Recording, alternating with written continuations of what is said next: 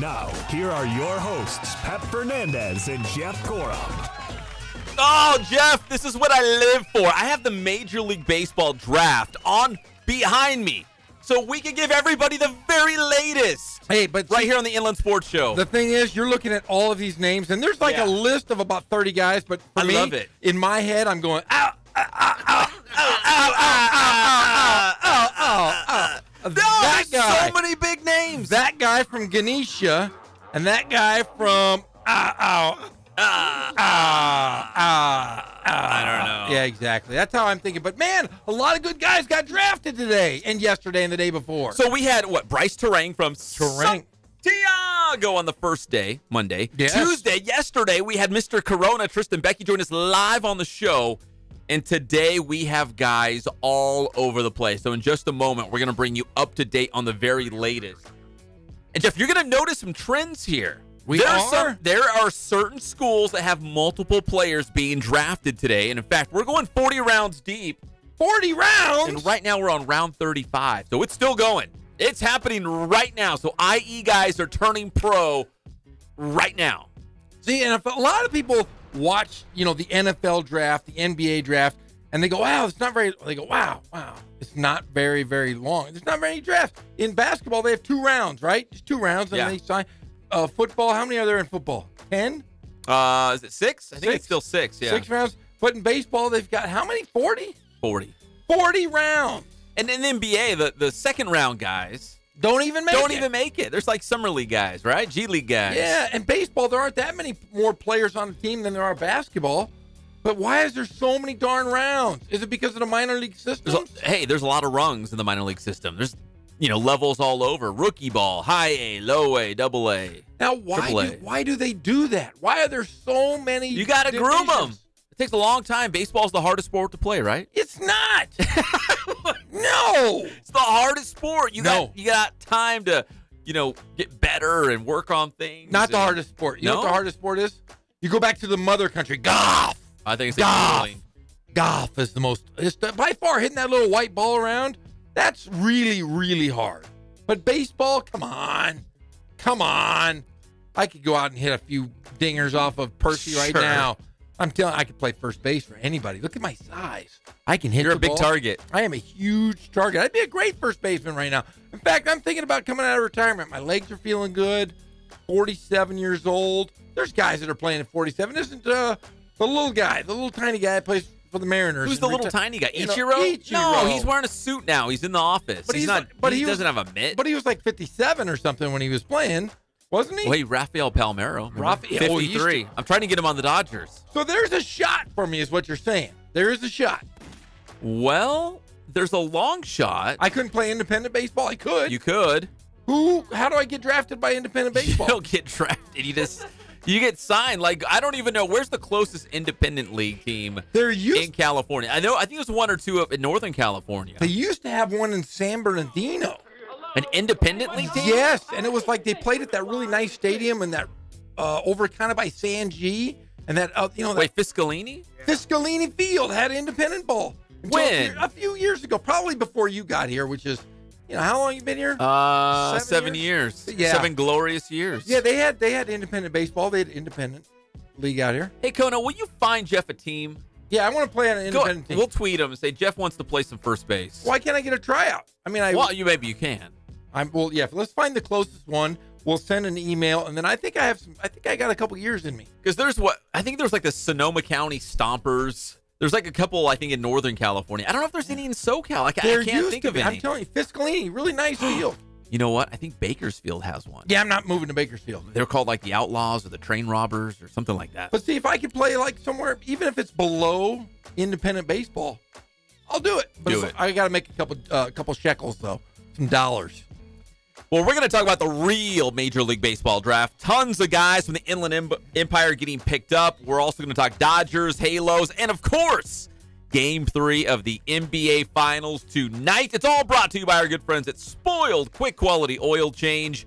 Spoil yourself, spoil your car. Get your oil change every 3 or 5,000 miles or every 3 months. Or you can just pop in there and give Bill Navigado a big hug. Say thank you for holding down for the IE. Keeping all those cars going strong out there.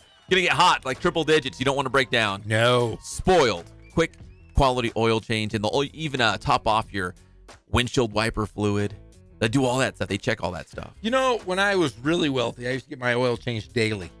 When you're really wealthy. Yeah, I just go down daily, change my and oil. They probably just laughed at you like, "There's Jeff wasting his money." Yeah, come on in. Yeah, it's a daily oil change. Sure, yeah. Come on in, buddy. Come on in. Congratulations going out to former Aquinas High School star Zoe Casas. She is a national champion, starting right fielder and one of the top hitters for the Florida State Seminoles. They won the Women's College World Series last night against the Washington Huskies. So congratulations to Zoe Casas from Florida State. San Bernardino, Aquinas, and Jeff, we're trying to get her on the show. So I guess Florida State, from what we understand, they're having like a big celebration as the team arrives back in the airport in Tallahassee and then back at school. So we're trying to get her on the show. I don't know if it's going to be today, tomorrow, sometime soon, but we're going to get her on the show because we don't have a whole lot of national champions, especially in a high-profile sport like women's college softball, NCAA Division I, and she was a key player on this Florida State team. I think you were watching some of the games. You're darn right. And my father-in-law, he's a big Florida State guy. He's texting me every inning. Florida State's going to win their first national title. But I know I've watched the last couple of weeks. That is probably one of my most favorite parts of the year is watch. You guys can all laugh. I watch Little League Baseball, and I watch World Series softball because college softball is fun to watch. Fast-paced. Girls get after it. They do funny things. Great thing to watch outside the Final Four and maybe, the Super Bowl and all those other championships. All those other ones, like World Series. Yeah. What's that one? The Stanley Cup. There's Kentucky Derby. That thing. What's that soccer thing this month? The World Cup. Is that this month? It's this month. What are you talking about? Because the United States is not in it. What? Are you kidding me? No. What the hell? Why are we still playing soccer? Seriously, everybody that's in America right now. I'll tell you why. I'll give you the exact reason why. Tell me why. Because I went to broadcasting and did not follow my soccer roots. I could have changed the future of this country. Seriously. But I chose you, Jeff. You chose me? I chose you. Over World Cup soccer? Yep, I did. Real quick question. Why is soccer so huge, and yet we can't make the World Cup? And what's crazy is you go around to all these like AYSO fields and club teams. Millions of kids. Kids are everywhere. I don't know. I'm not even going to say the best athletes pick football or baseball because there's great athletes in soccer too. I don't know. The other countries are just far advanced. You know what? I am curious to see. Iceland is in the World Cup. There's hardly anyone that lives in Iceland. Like hardly anybody. But they're grooming these great soccer players. Iceland is in the World Cup. I would be curious. There's the documentary. I think you have to pay to watch it, so I haven't seen it yet because I'm real cheap. But there's a documentary that explains this small country basically in the Arctic on the top of the world, and they figured it out. And this is a small country. How many people in the United States? 90 million? 12. No, come on. 90 million, 100 million? Something like that? Yeah, it's crazy. We can't put together a soccer team to make it to the World Cup? Well, I can tell you this, and this sounds really bad, but I grew up in the 70s, so we're going to say maybe I was in the first or second grade, and soccer had just kind of was getting going early in the 70s. And the guys that played soccer at my school. Coolest guys? No, they were booger eaters. They would pick their nose and eat their boogers. And they were like, yeah, that guy's a soccer player. So, but it's evolved. I've seen a buddy of mine, one of my best friends, his two daughters are big-time college soccer players. He's got a son who's amazing. How are these kids not able to play and progress and make America powerful? We might have to talk more soccer as we get closer to the World Cup. It's going to start, what's today, June 6th, in like 2 weeks? Like maybe a little less than 2 weeks. It's in Russia. So, it's in Russia? I think so, yeah. Oh. Russia. Mother Russia. Yeah. The Soviet Union. Do we still call it that? USSR? No. Come on, Billy Joel. It's been a long time. You remember that? Like, I used to go to the old school Chuck E. Cheese. Oh, that was fun. Do you remember the hockey game that was in the bubble? And it was the USA versus the USSR? Yes, do you remember those games? I do. Oh, love that game. Always beat the Russians. Yeah, it was like foosball, but a big dome in a little bubble. Yeah. And you control the guys. Oh, that was the best game. Good times. All right, Major League Baseball draft. There's so many guys. Taking another peek because it's still happening right now. All right, I'm just going to blow through them real quick because we're really proud of the Inland Empire. We got Vic Vodnik, Rialto High School pitcher, 14th round to the Atlanta Braves. So the first local guy taken off the board today, the final day of the draft. From King High School, we had Daniel Carpenter in the 5th 15th round to the Phillies, and also Brandon Ramey, 30th round to the Phillies as well. Is that right? I'll have to double check that. Both King guys going to the Phillies? Wow. That's pretty cool. They must think the world of. They must love Steve Madrill. That's what it is. There's only one skipper. Steve Madrill. UCR had a pair of pitchers go. Trent Toplakar, 16th round to the Giants. Hosky Hada, the pride of San Gorgonio, also from UCR, 17th to the Padres. And it gets even better because University of Redlands, they have their first player in the Major League Baseball draft in probably about at least 2 decades. We don't have an exact number. Even Coach wasn't exactly sure, but he thinks it's been at least 2 decades. Rainier Aguilar, the catcher for the Redlands Bulldogs, also a San G guy like Hosky Hada. Rainier Aguilar going in the 33rd round, also to the Padres. So 2 San G guys, both playing college baseball in the Inland Empire, and now both going to the Padres.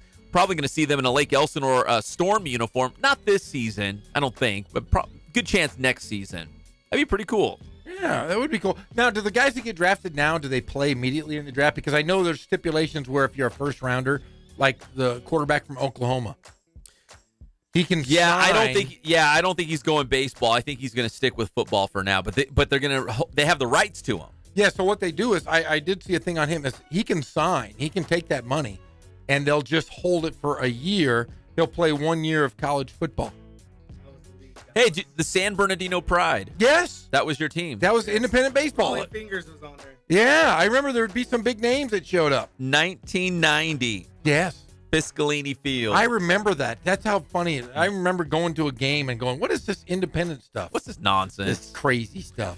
All right, those are just some of the highlights of the Major League Baseball draft. We've had a bunch of other guys drafted as well. We're going to circle back around and talk more Major League Baseball draft later in the show, where we can really get our hands dirty and talk about all these guys. Because, again, it's still unfolding right now. I've got the Major League Baseball draft on behind me, so if anything goes down with our IE guys, we'll let you know about it. But those are some of the highlights here on the third and final day of the draft. The Halos, as we go to the big leagues, big win last night against the Kansas City Royals, 1-0. Andrew Heaney, who actually rehabbed to start the season with the Inland Empire 66ers. He looks just fine. Complete game, 1-hit shutout. On his birthday, he looked great. Jeff, you texted me because you said, guess who's on the mound for KC? I did. Our guy, Trevor Oakes. And guess what? He had a cool beard, but he was awesome. Did he have a beard? Yeah, it was kind of a dirty beard. You know, like Still a beard. But, man, he looked great last night. 3 innings, 3 strikeouts, including the big fish, Mike Trout. So that's a pretty nice day at the ballpark, but Kansas City did lose 1-0 to the Halos, but Trevor Oakes looked great out of the bullpen for Kansas City. The Dodgers picked up a 5-0 win against the Pirates, and what does it mean? It means the Dodgers are back to the 500 mark. They're back, everybody! Yeah! Woo! Hey, we have to uninstall that panic button. We need to unscrew it, take it off the wall, and get it out of here. It's gone. We don't need it. Greg Hollow was never aware. Greg Hollow was the only one in here that said, forget it. I don't like you guys. I don't trust you guys. The Dodgers are fine. They're fine. So Ross Stripling, 4 relievers on a complete, well, it was a shutout against Pittsburgh last night, 5-0. Back at it today. In fact, it's probably like a 4 o'clock, maybe like a 4:15 first pitch, so we'll have some Dodger updates throughout the show. Jock Peterson, Yasiel Puig, Cody Bellinger all hit home runs. In fact, it's kind of ironic, Jeff. Last night, as I was standing out, looking over downtown Riverside, looking at my people, and we were talking Dodgers. I was on the phone. You were here in the studios. We were wrapping up the show, and I said, you know what? How long do the Dodgers ride it out with Cody Bellinger to see if he's going to find that sweet swing again? Sure enough, home run last night against the Bucks. About damn time. Maybe he can do it again. Hopefully. And NBA Finals, Game 3 tonight. Cleveland and Golden State. This could be the beginning of the end of LeBron James with the Cavaliers. Maybe last time we see LeBron in the NBA Finals, period. That's my big, bold statement. Stop that. He's going to play again in the finals. He'll get a championship. Hey, I will say this. Somebody at another station said that LeBron James could possibly end up with the Golden State Warriors next year. No way. Come on. They said they would package a deal for Draymond Green and Klay Thompson. Yeah, but look at the source. This guy's an idiot. He is a ding-dong. Absolute ding-dong. Go, Golden State. Guy's dumb. Yeah. But yeah, But you know what? There are rumors LeBron James and Paul George might come to the Lakers. We're going to visit that as well because it's out there. We're in the NBA Finals. Cleveland is not coming back, I don't think. No. And now we can start talking about where's LeBron James going to end up. Lakers, baby, Lakers. Hey, and how about a quick UC Riverside note? They've added a guard, Jordan Gilliam from Salt Lake Community College. So David Patrick continuing to add to his roster. Because, again, they weren't bad last year. I know you look at the Big West standings, and you're like, UCR had a down season. They were in every single game, but in order to be the best, you got to mix something up, right, Jeff? I saw Javon Brown, who was a Highlander last year. He's now at Dominguez Hills. I saw that on Twitter. So there's new names, there's new blood coming into the UC Riverside program. I did not see that. You just shocked me. But he's a 6'6" point guard. So that will help because a lot of teams have pressed UC Riverside. You have a big guard, you'll be able to see over the press. And last year, who was the best scorer on the team? DK, right? Dikembe Martin. Now you can move him to the 2. Which, if you want, let him be the shooting guard. Let him fill it up for 30 a game. And you got this other guy, Gilliam, who hopefully can distribute the ball a little bit. So we'll see how that pans out. And remember, Chance Murray was the primary ball handler at the second half of the season because he didn't make the mistakes. And Dikembe Martin became the scorer that he was. Maybe we'll see more of that next year. See how that plan plays out. We're brought to you by Ken Sporting Goods. More than 40 years in the Inland Empire, bringing you all of your sporting gear needs. And guess what? Their world-famous sidewalk sale starts today through Saturday. They've got Nike, Adidas, Under Armour shoes, 30 to 70% off. They're almost free. And there's big discounts on clothing as well. So it's the big sidewalk sale through Saturday right now at Ken Sporting Goods. Are they going to have the cheerleaders here this year? Remember last year they had the Charger girls there. Was it for the sidewalk sale? I believe so. I remember they were there. I don't know if it was for the sale specifically. Yes, we sent Cullen out there on a Saturday, remember? It was. I remember that. And when he was taking pictures from like behind the stands, like the dressing areas, because he was like scared to take pictures of the girls. Oh, he's grown up. Yeah, he's a big man now. He's a big man calling baseball. In Minot, North Dakota. Hey, you know what? I did see, because they did a survey of the best places to live in the United States. Minot was not on that list. No. California was last. What? They ranked all the states. California was dead last, number 50, the worst place to live. That's BS. Guess what was number 1? North Dakota. North Dakota. That's crazy. Cullen's living the good life. He's not either. He is. We'll be back. It's the Inland Sports Show on Fox Sports IE, 1350 AM.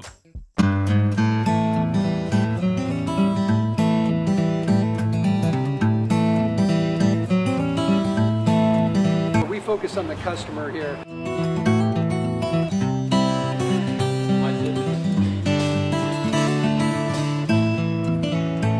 Believe it or not, that is the biggest thing for customers on an oil change. They just want the convenience of coming in, driving in, getting it done, and driving out.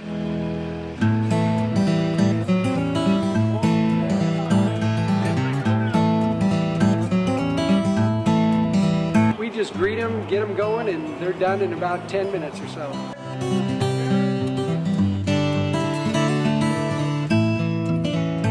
We don't push any sales on them. We do the oil change, and I think that's what sets us apart is our customer service. Vacuumed and cleaned your windshield for you as well. Everything's looking pretty good.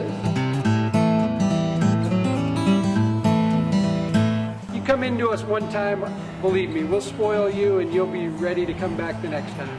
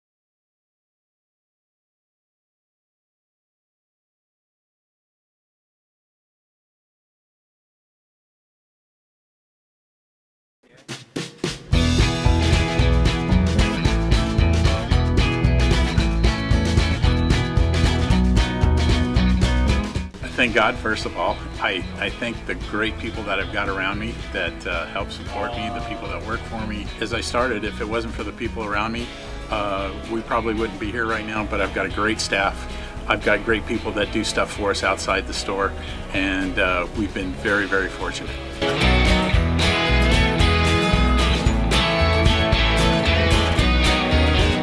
Our service is impeccable, and we just keep trying to get better every year. We can do online stuff for your teams, as well as, like I said, the screen printing, the embroidery. We also have 3 women that do extra sewing for us, like tackle tool on uniforms, or the bling or rhinestones for different shirts for the ladies. That's why we have certain racks just for certain schools, and the fun about that is that it turns into other schools that may come in here that aren't as close, that we can do stuff for them as well. We've had very, very good customers throughout the years, and it's just been a blast.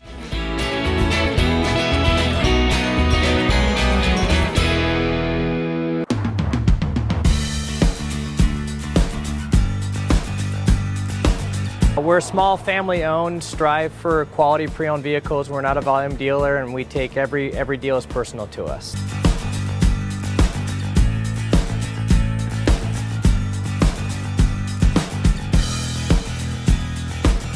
We're a low-stress environment. We're not a pressure sales house. If you want to shop us, you're more than welcome to shop us. We have, like I said, great rates, competitive financing, a lot of one-owner, clean Carfax, clean title vehicles. As you see, we have Carfax everywhere. That's most important to us, to educate our customers before they make a purchase.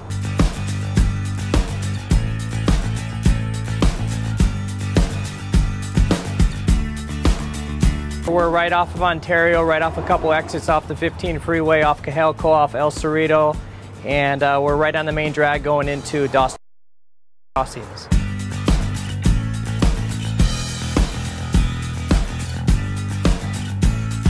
We have great financing, we have great lenders that we're using. We do buy, sell, trade, cash for your car. Whatever we need to do to help accommodate the customer, that's what we're here for.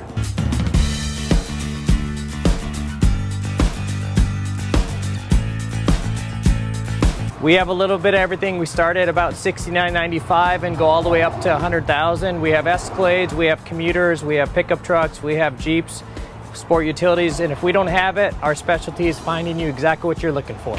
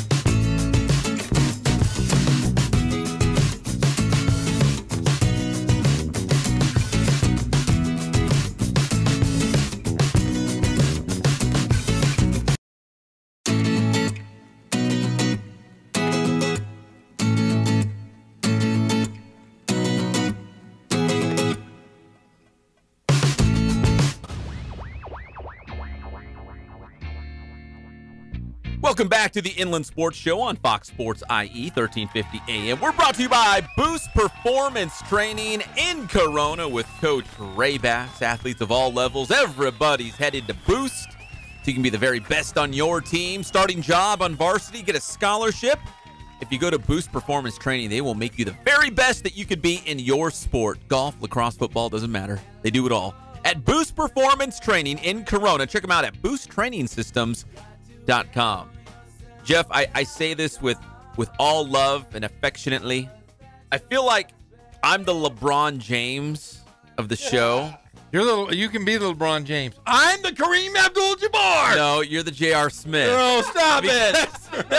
Whoa. Whoa. The J.R. Smith. The only reason I bring this up is because I've always got my eye on the clock. I'm always looking at what time it is. Because there's certain times we do certain things and we got to make it all happen. And I look at you over there, and I'm like, hey, we're going to go about 10 minutes right here. And you just put your hands in there like, I don't know what the score is. I don't know. I'll be honest. Are we tied? Are we up by 1? I don't know. I got to be honest. Go with the flow. I'm going to go 10 minutes. I'm no J.R. Smith, but I do like Hennessy.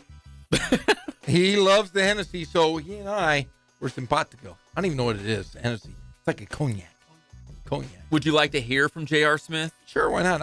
I'd love to hear from me. Because so J.R. Smith was talking about the fact that LeBron James is taking a lot of heat about after game 1. Actually, it was after regulation before they went to overtime, and he went back to the bench, and all those these different camera angles now coming out showing LeBron all dejected and away from the huddle, and he was mad and frustrated and disgruntled, and I get all that.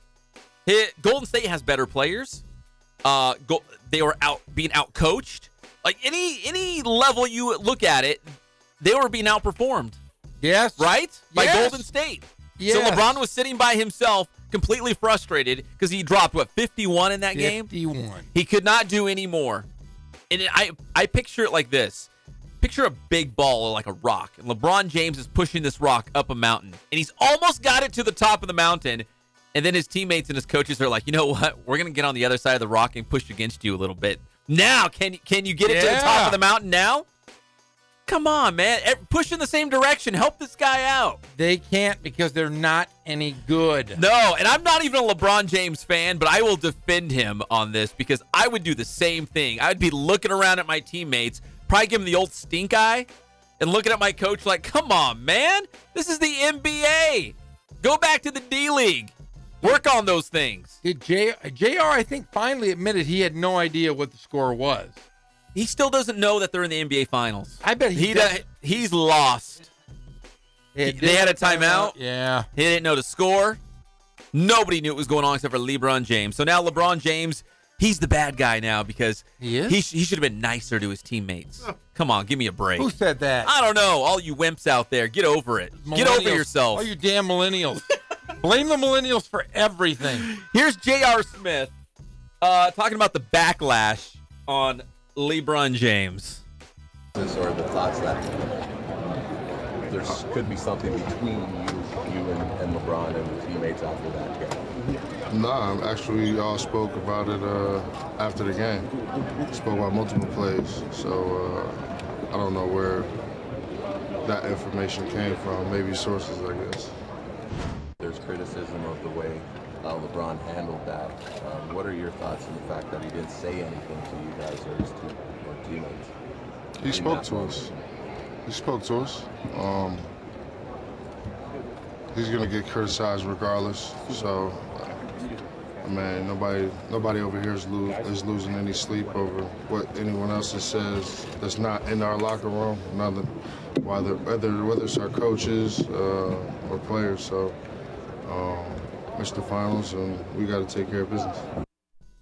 What are your you know what I love on Smith too? What I love is that the fact that they asked him, what's it like being able to play with LeBron James, like the greatest player on the planet? And he said, don't forget, he's playing with me. He gets to play with me too. What a dingling! You're J.R. Smith, bro. Dude, he said that nobody lost any sleep over it. He looks really, really tired. He looks really tired. He's got a mouthful of marbles, too. He has a hard time. All right. Yeah, it's pretty bad. J.R. Smith, he's always going to be remembered as that. That guy. Like Chris Webber. That dude. Worst. The worst. Oh, it's unfortunate. Yeah. And it certainly is. But, LeBron James, I feel bad for the guy. And now his name is being rumored everywhere because basically the writing's on the wall. He's not coming back to Cleveland. This has been an absolute mess this whole postseason. Actually, it's a small miracle they've even made it this far, right? I mean, they could have lost in the first round against the Indiana Pacers. That went 7 games. They should have lost that first round series. Oh, they should have. I mean, struggled mightily, but I don't see how they can get rid of J.R. Smith. J.R. Smith's making $18 million. He's gonna be the face of the franchise next year when LeBron James is gone. That's if you think about it, they are landlocked with so many weird deals. The only guy that is off the books next year is a guy named O'Carl White. Oh, yeah, that guy. Yeah, exactly. And Kendrick Perkins. Those are the only two guys that are not coming back. Other than that, every single guy in that roster is coming back except for LeBron James. Ridiculous. Bad roster, bad team. End it now. Lose tonight. Let them maybe get a win the next one and then win it back in Oracle. It's over. And now the rumors obviously are swirling where LeBron James might end up. This is a conversation we're probably going to have every single day until, the second week in July when he actually can sign somewhere. So this is going to be speculation, rumors, conversation, who's meeting with who. Is there going to be a new version of the Hampton Five? Like, who's going to team up and create a new power team somewhere? But the latest is LeBron James and Paul George reportedly, according to rumors, they're going to have, it sounds like, their own little conversation. They're going to get together and talk. And then after their conversation, they're going to decide where they would like to go together. And it looks like the front runner would be the Lakers, which people keep saying, oh, Paul George, he's going back home to L.A. Yeah, he's from Palmdale. Not really L.A. That's like saying the IE is part of L.A. Yes. It's not the same place. But it is close to home. Don't get me wrong. That is close to home for Paul George. But do you think that's going to happen? LeBron James and Paul George going to the Lakers? Well, that has been the story since day one that they said that LeBron James was going to come because Paul George has said openly that he wanted to be a Laker. It's a nice thought, nice theory.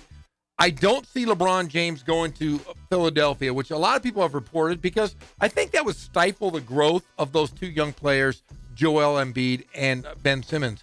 So I don't see him going there because you want your point guard to get a lot of touches, a lot of handle. He's not going to touch the ball if LeBron James goes there. The only other place I see him going would be Boston or Los Angeles. Our friend Tracy Murray thinks he's going up to Toronto. That'd be a curveball. Yeah, it'd be definitely a curveball. I mean, he's got a home up there, like you said, building a home. But look at this way. His sons are enrolling out west in schools. His production company is based in Los Angeles. He's building a brand new $17 million home here. I think the guy's going to go to Los Angeles. I think a lot of people do. But the question is, he spurred so many other. He spurred Cleveland last time with the decision. Is he going to do the same this year? He's led it on to believe he might be a Laker. But will he spur and stay, or will he go? Who knows? We got like 2 minutes left in this segment. Real quick. If the Lakers added LeBron James and Paul George as they are right now, where do you find them in the West? Like, where would they, like, if you were doing the Western Conference standings? Third.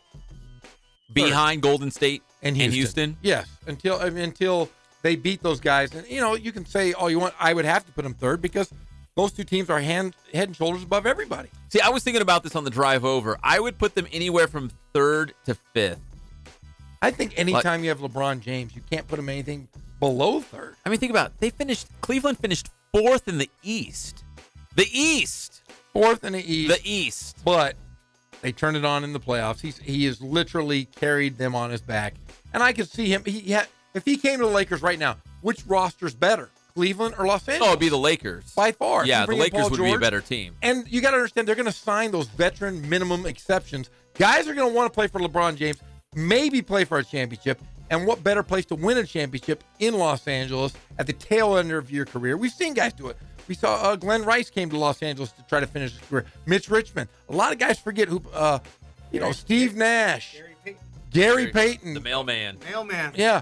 Karl Malone, like I said, these guys all came because they wanted to win. If you win in L.A., you are a legend. Like winning in Los Angeles, winning in Chicago. John Sally. But, Ron Artest had a great career. Dennis Rodman. These guys. Dennis Rodman's always going to be known as a Laker now. Even though he played for the Bulls. Is he? Well, think about it. He lives in you can go down to Newport Beach any given day and run into Dennis Rodman. Is he just hanging out down there? He's usually drunk, but he's there all the time. You can walk down the beach and see him, and he's drinking schooners out there. I've seen him a few times. So winning in Los Angeles means a lot. I could see LeBron James with a production company who wants to get into Hollywood to win something and be a part of this of Los Angeles lore. Put your name on the wall.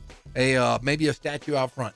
All right, stay tuned on the latest for LeBron James, but it's Game 3 of the NBA Finals tonight. When we come back, though, we're headed to the baseball diamond. The Dodgers in Pittsburgh, they are red hot. Put that panic button away. It's over. And the Halos, they're back in action against Kansas City tonight. Shohei Ohtani will be on the bump. We'll break that one down when we come back. It's your favorite show, the Inland Sports Show on Fox Sports IE 1350 AM. If you don't...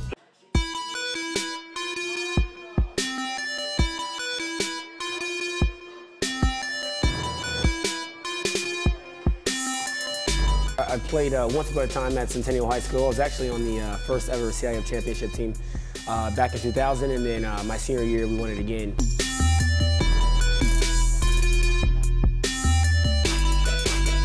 I'd say that's my passion because I've done it. You know, I know exactly where these athletes are at. I know what their mindset is right now. I know how hard it is to, number one, find a performance coach who can take you to the next level.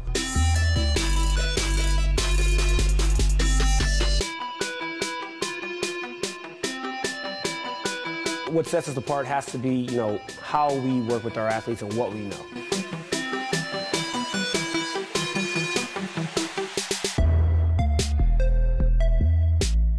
We can take an athlete and you know, help them reach their athletic potential, you know, help them, you know, prevent injuries, help get them stronger.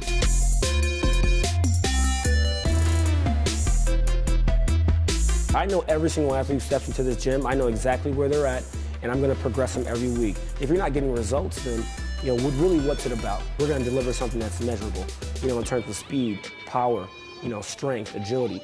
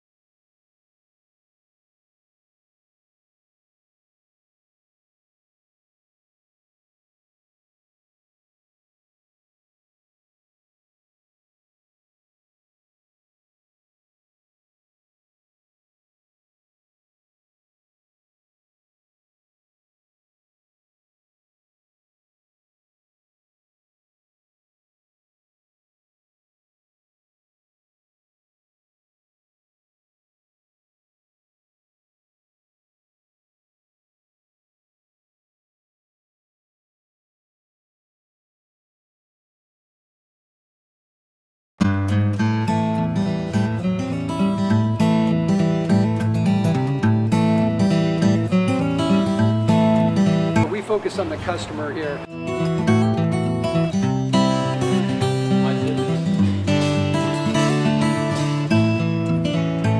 Believe it or not, that is the biggest thing for customers on an oil change. They just want the convenience of coming in, driving in, getting it done, and driving out.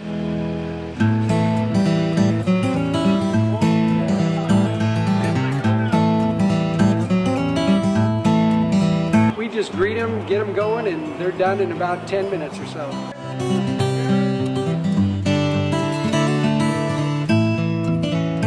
We don't push any sales on them. We do the oil change, and I think that's what sets us apart is our customer service. Vacuumed and cleaned your windshield for you as well. Everything's looking pretty good. Come into us one time, believe me, we'll spoil you and you'll be ready to come back the next time.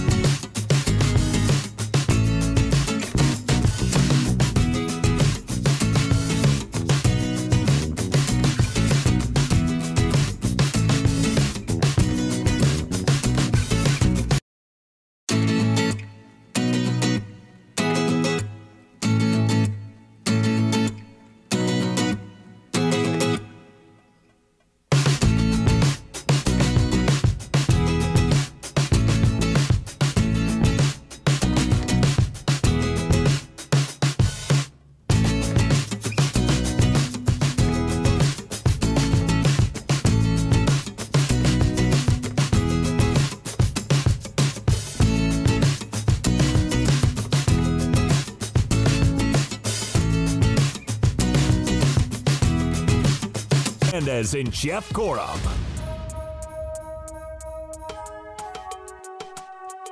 Welcome back. It's your favorite show, the Inland Sports Show on Fox Sports IE 1350 AM. This segment is brought to you by our friends at Catalano Motors in Corona. They've got weekly specials, and you can save thousands. The weekly special right now, if you go over there, is a 2011 Ford SVT Raptor Crew Cab. It's a sweet deal. And plus, if you mention the Inland Sports Show, you get $500 off. Get out of here. No, I'm dead serious. Ooh. I spoke with Derek Catalano, and he says, man, we love the Inland Sports Show. We love the Inland Empire. We want to hook the fine people up of the IE with some sweet deals. You're already going to save thousands on the weekly specials at Catalano Motors. But now if you mention the Inland Sports Show, so just walk onto the lot, say, hey, the Inland Sports Show sent me. Boom, $500 off whatever the price is automatically. Just gone. Nice.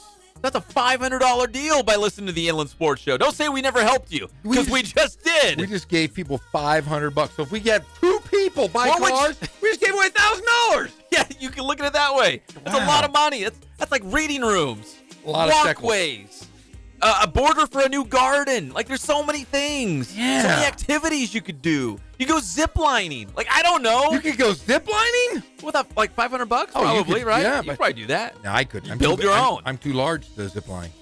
I'm too large to ride horses.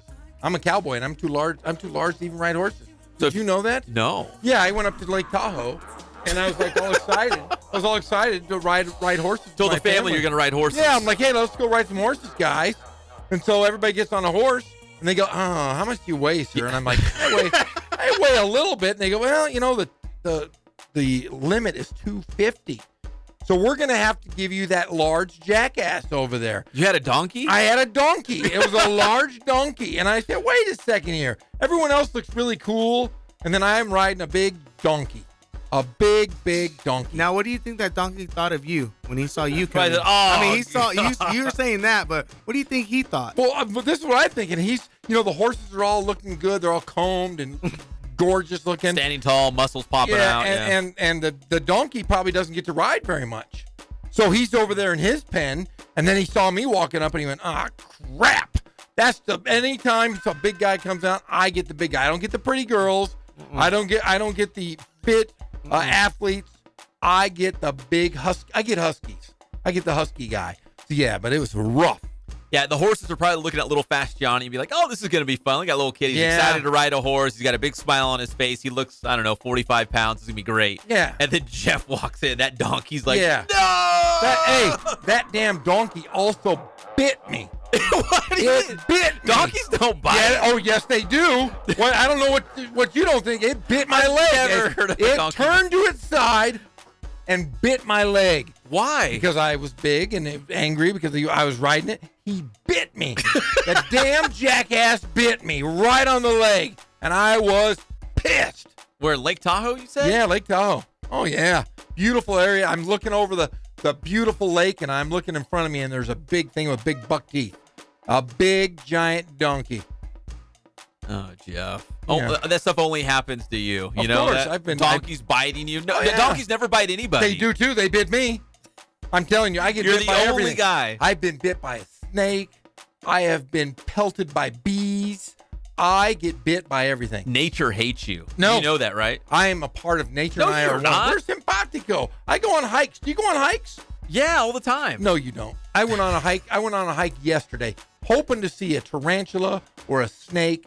All I saw was stink bugs. Stink bugs. Oh, those are no fun. And a skunk. That just tells you right there. I'm up in the hills. I'm experiencing nature, and I see a skunk walking. I don't think across the nature road. likes you. Oh, it does too. I'm telling you, man. I love nature. Mother Nature and I, we are lovers. I love going out there. Welcome back to the Inland Sports Show on Fox Sports IE 1350 AM. It's my favorite part of the show as we break down that Dodger lineup. Do it. The Dodgers are red hot. They beat Pittsburgh last night 5-0. They're going to try to do it again against the old Buccos. They've won 14 of their last 18 games. The best team in baseball. Here's the lineup for your Los Angeles Dodgers.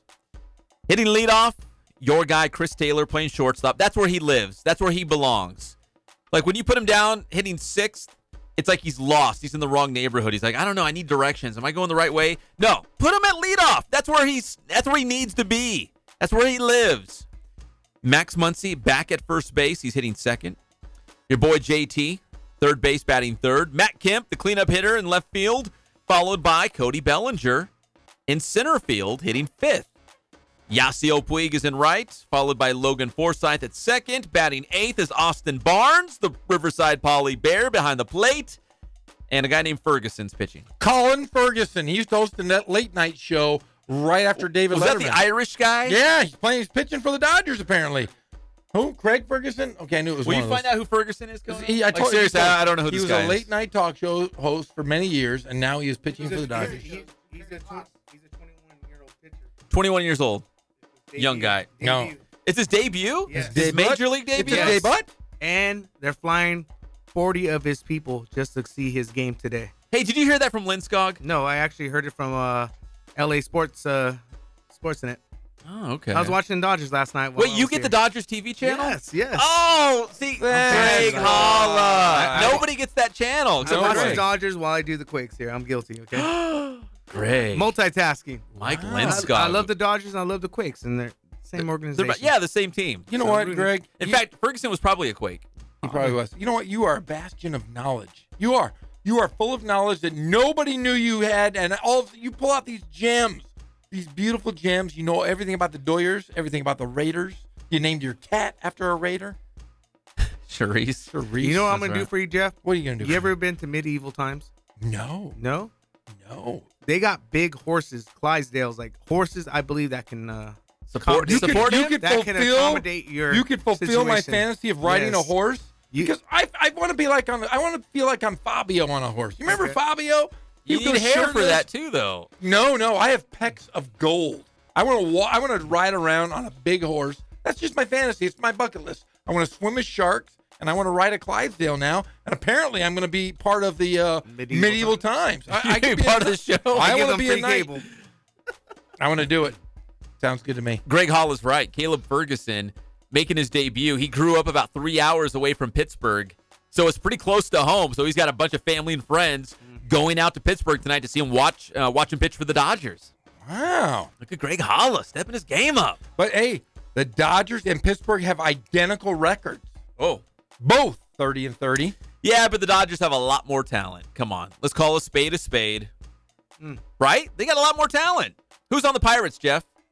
Who's on the Pirates, Holla? Freeze. Nobody knows. Nobody knows. Meadows, Harrison. Andy Van Slyke? Nope. No. Willie Stargell. No. He's doesn't gone. play for him anymore? Nope. They don't have Stargell stars on their hats anymore? Is that what they called them? Yeah, wait, come on. You don't remember the Stargell stars? That was before me. Oh, Dave Parker. Oh, man, they were a great team. Every time you hit a home run or you do something well, they give you a star.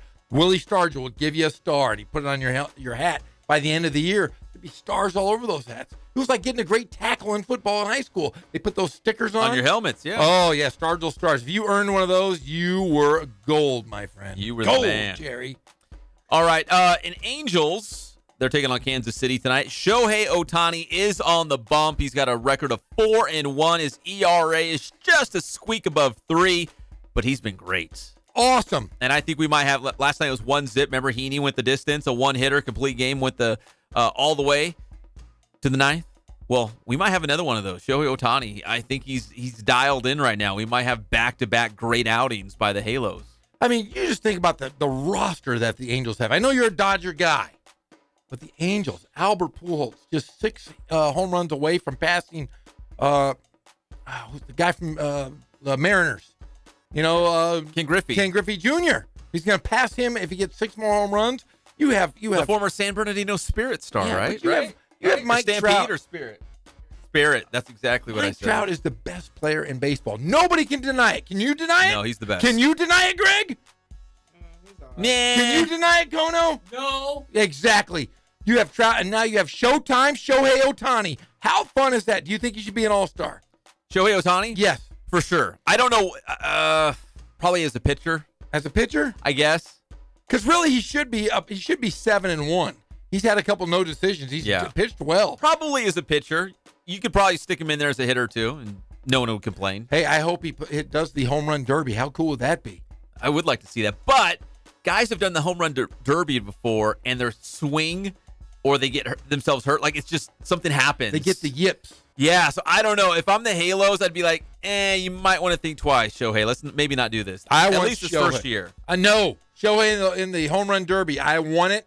I'm going to will it to victory. Say it. Speak it into existence. I'm going to speak it into like LeVar Ball. Yep. Larry Ball style. Yep. And what more Angels know? Andrelton Simmons, the shortstop who should be an all-star. Man, great season for Andrelton Simmons. Gold Glover. He's getting it done with the bat as well. He sprained his ankle walking back into the dugout last night.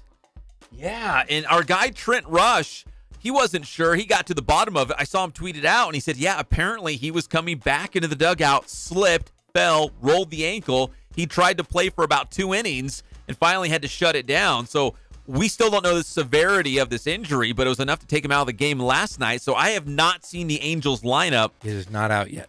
Against the Royals, but when it does, we'll bring that to you because Andrelton Simmons may not play. And I don't know, maybe it doesn't look or sound severe, but it might hold him out a game or two. I hope not. He is really, really special player. Be nice to see him and Mike Trout on the and Shohei Ohtani on the All-Star team. All right, when we come back, it's gonna be a family affair. Jeff, who's here, Jeff? We got the entire John Smith family. The whole. Didn't he? He's the founder of Roanoke. John Smith. He is one of the founding fathers of the colonies. Or didn't Roanoke disappear? Yeah, it did. Yeah, it's like a lost colony. Okay, different John Smith. It's a different John Smith. Different John Smith. John Smith, the associate head coach of Cal State Fullerton men's basketball, longtime basketball coach at RCC, a John W. North product. He's going to be in studio with his kids. The whole gang's here. We'll have that when we come back. It's your favorite show, the Inland Sports Show on Fox Sports IE, 1350 AM.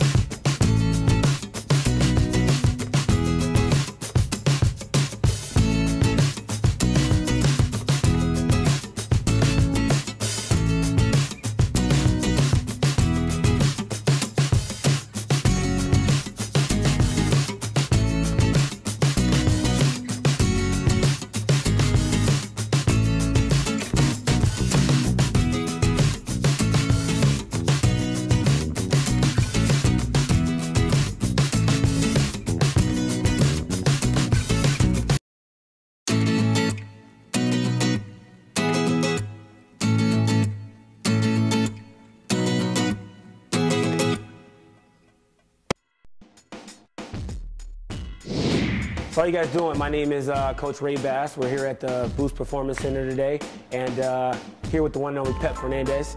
And we're going to go over a real basic vertical jump, all right? We're going to teach you guys the technique and its progression. This is a great drill for really any sports, really emphasizes pure power production through the hips.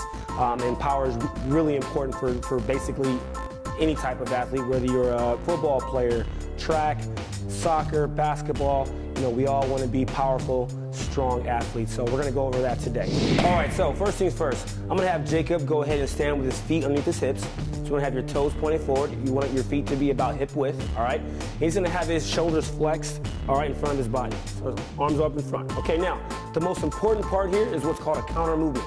And what that is I'm going to throw my shoulders back into extension, all right? I'm going to flex my hips, all right? So the shoulders are going to be flexed, and the hips are going to, the shoulders are going to be extended, and the hips are going to be flexed, all right? And then we follow that up with shoulder flexion and hip extension. It's got to be really fast, all right? So right now, I'm just going to show you the first phase of that. So Jacob, I want you to drop your hips into flexion. I want you to throw your arms back into extension when I say go. Ready? Go. Right there. So come up. That's the most important movement there. So after that, it's the landing, all right? So we want to get as high as we can, As I go up, I want to extend through my hips, through my knees, on my toes pointed up. And when we land, I'm going to land back into that hip flexion, arms extended, and I want to stick the landing, all right? So we're going to go over it now. So now we're going to actually jump here, Jacob. I want to see that counter movement. Go ahead and walk a little bit closer to the hurdle here. We're going to extend on the way up. As we elevate, extend through the hips and the knees, stick the landing, throw the arms into extension. Here we go. Ready? On you.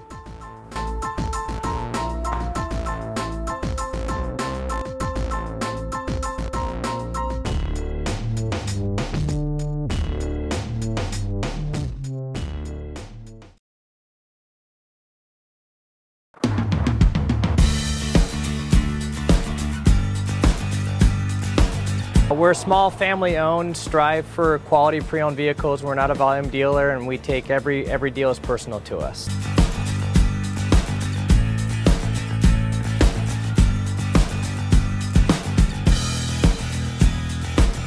We're a low-stress environment. We're not a pressure sales house. If you want to shop us, you're more than welcome to shop us. We have, like I said, great rates, competitive financing, a lot of one-owner, clean Carfax, clean title vehicles. As you see, we have Carfax everywhere. That's most important to us, to educate our customers before they make a purchase.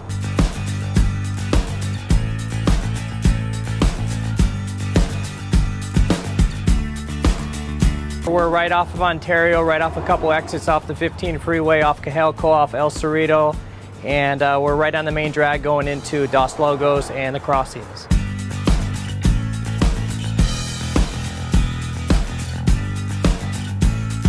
We have great financing, we have great lenders that we're using. We do buy, sell, trade, cash for your car. Whatever we need to do to help accommodate the customer, that's what we're here for.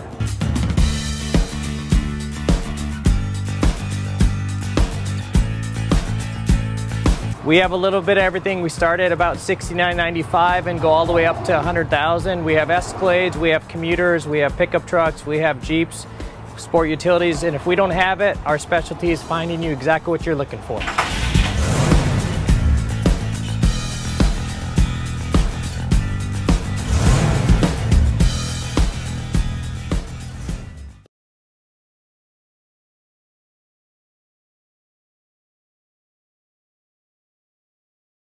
Busy doing what? He's having his bath. Oh, really? Where are they hosing him down? We're back to the Inland Sports Show. Here are your hosts, Pep Fernandez and Jeff Corum. And welcome back to the Inland Sports Show on Fox Sports IE, 1350 AM. We're brought to you every single day by Spoiled. Quick, quality oil change. You can spoil yourself and your vehicle every 3,000 or 5,000 miles. Get that oil changed. You're overdue. I know you are. So hop into Spoiled right off of Alessandro Boulevard. You can follow them, too, on Instagram and Twitter. Spoiled Quick Quality Oil Change. Jeff, we got the whole gang in studio. The whole Smith family, almost. I think this might be the first family of basketball in Riverside. The first, this is like Riverside royalty, the royal family. You're darn right it is. I'll tell you what, we have I would say the most talented family in Riverside. We have 3 people here that all played in the NCAA tournament this year. Father, son, and daughter was an all Pac-12 freshman this year at Cal. They are awesome, and it's nice to have them in studio. John Smith, the ex-North basketball player, coached at Riverside Community College, won a state championship, and now is the associate head coach at Cal State Fullerton. He brought in everyone today. I feel like we're in enemy territory right now because, we're UCR guys. Yeah. And he's rocking the Cal State Fullerton gear in here. Coach, it's good to see you. How are you doing? How's the summer been treating you? Oh, it's been good. It's been good. And yes, we are in enemy territory. We're ready to take over. But you're a Riverside guy. I mean, you live here, you work here, you play here, but you coach at Fullerton. That's right. That's right. I'm a diehard Riverside guy, but not when it comes to that game. In Big West Conference play, right. The line has been drawn. Yes, sir. You got a beautiful family here. We're missing your wife, though, but we got your kids in studio with us, too. I'm just curious, as a basketball dad, as a basketball coach, all those sorts of things, when they were old enough to start walking around, did you put a basketball in their hands? Like, how early did they start playing basketball? It's funny, the earliest recollection of Jamal walking is at my practice at Chaffey College. When I was coaching at Chaffey College, he was 10 months old with the basketball in his hand. So, basketball was put in his hands early. But with the other 2, we tried to just let them So they chose it on their own. They kind of gravitated towards it on their own. Yeah, they did. Not so much Jamal. Jamal, he was my ball boy at 2 years old, so he's always been around it. Around the game, on the court, around the team and players and all that. Yeah. Jamal, let me ask you. Jamal's the Rancho Verde guy. Played at Rancho Verde High School in Moreno Valley. You guys went to the NCAA tournament. I mean, that's the way people get up early. They watch all the games. Wall-to-wall basketball for March Madness. People love it. You got to experience it. What was that like playing Purdue? It was surreal. The stuff we dreamed about growing up as a kid and watching it on TV, waking up in the morning, like you said. So being able to be under the lights and be on the big stage was a great experience. We're just hoping to capture it again and get there next year.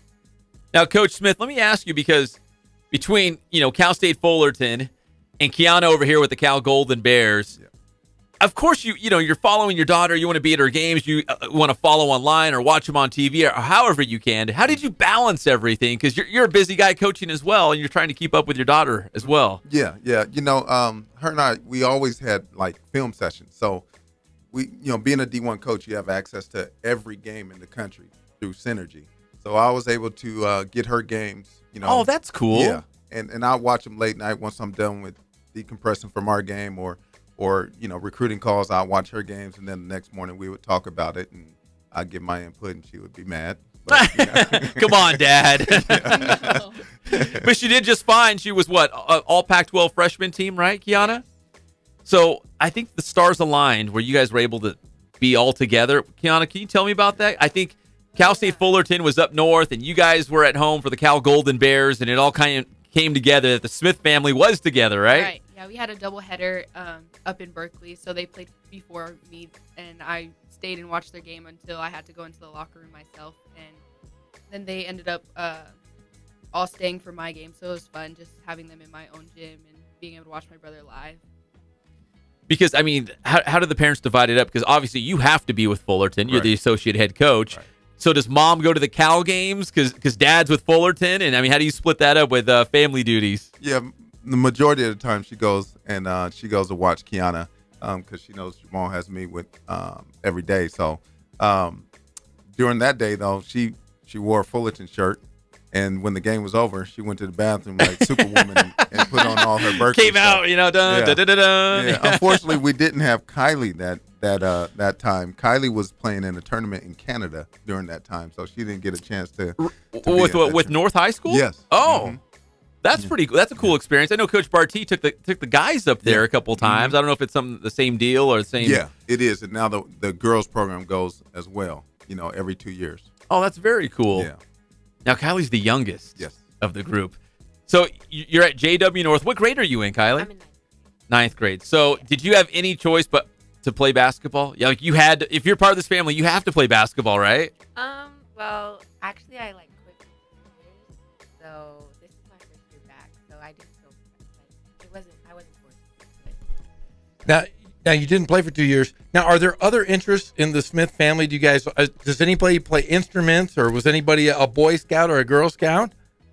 What other skills do we have? It's just here? basketball, Jeff. I mean, pretty much it's just basketball, but we all do stuff on the side. Like I played piano. I took piano lessons when I was little, and just do other things. I guess volleyball. I played volleyball for 2 years. Kylie played volleyball, so we get into other things, but basketball is just what stuck with all of us.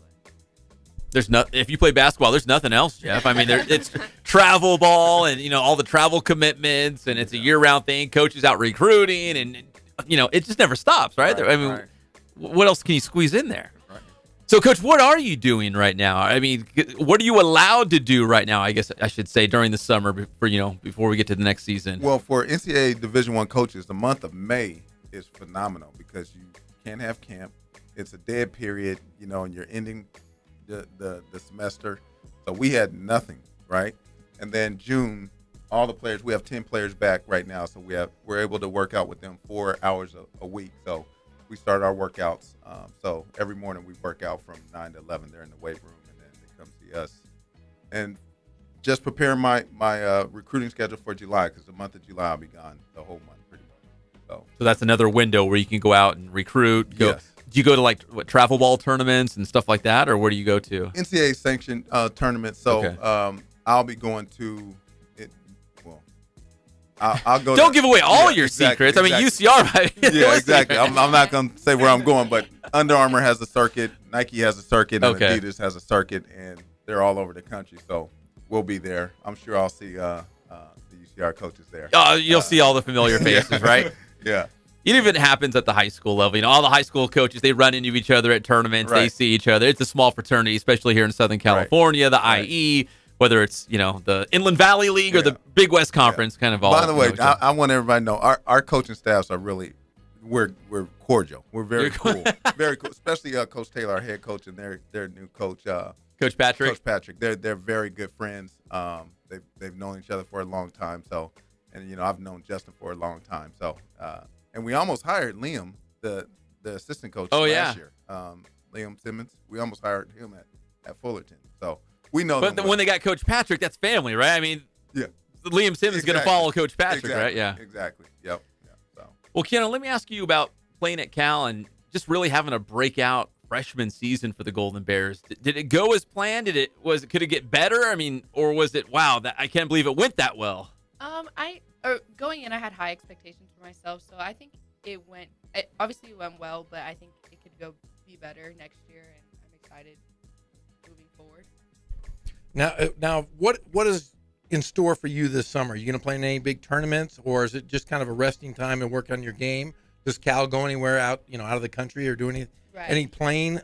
Last year we did a foreign tour and we went to Australia and New Zealand.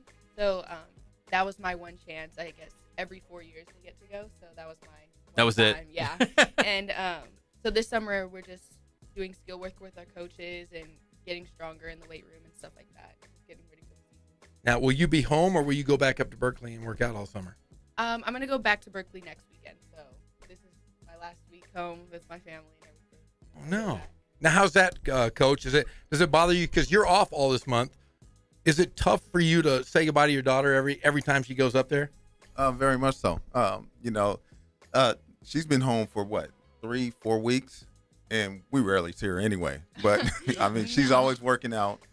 She's always, on the weekends trying to, hang out with her friends in the small amount of time that she has home. But yeah, it's gonna be tough when she leaves. But our coaching staffs once again are trying to coordinate things again. So hopefully it works out. It comes to fruition. That would be nice. Yeah. Do you have your own room when you come back? You have to share a room with Kylie, No, or how does that work? Okay. I have my own room, but So I didn't know if you left the house. I mean, because you almost have an empty nest. You got Kylie over here, but if they come back home, you're like, sorry, your bedroom's now an office where I break down film every night. I'm sorry. Jamal's room is that now. Oh, Jamal's like, yep. I can't even take like 2 steps in my room without moving things. What's in there, Jamal? What's in there now?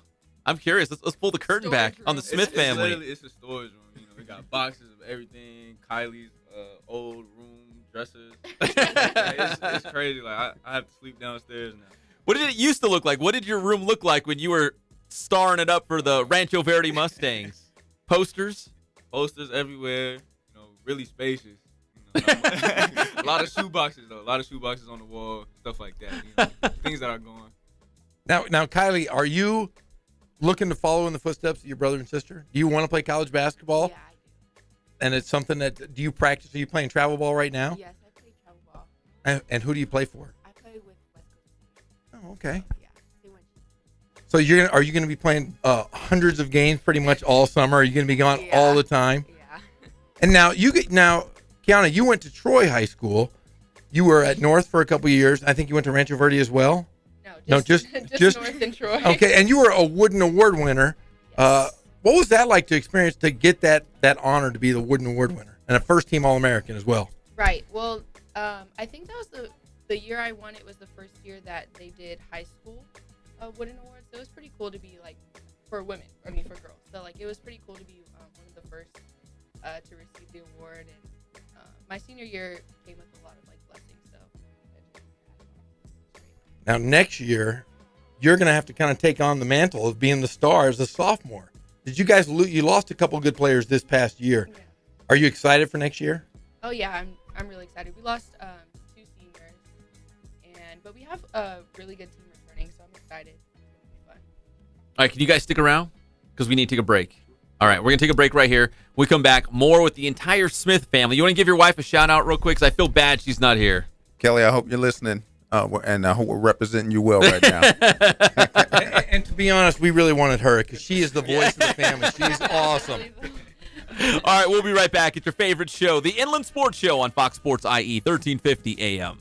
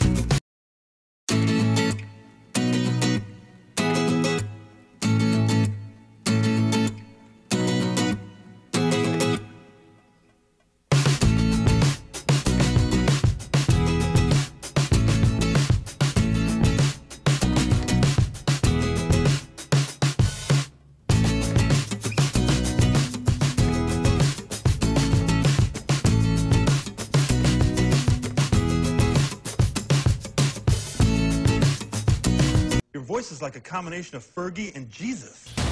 We're back to the Inland Sports Show. Here are your hosts, Pep Fernandez and Jeff Corum.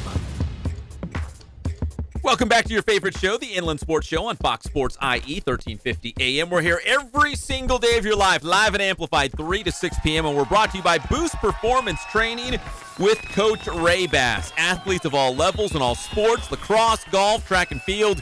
You know they do football. Ray Bass was a big-time star at Centennial High School. They do it all. Make sure you follow Boost on Instagram and Twitter. See all the cool things they're doing out there, including their strength and speed class. We got the Smith family in the house, Jeff. I don't know how you pulled this off. The first family of basketball.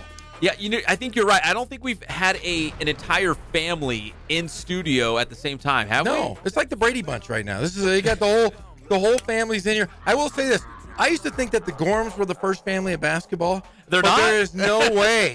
They have surpassed everybody. They've surpassed the Millers. The Millers? Oh yeah, because the Millers don't come back to Riverside. We don't. I'll tell you what.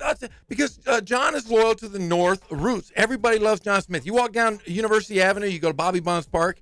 You say John Smith should have his picture on every wall of every park in Riverside.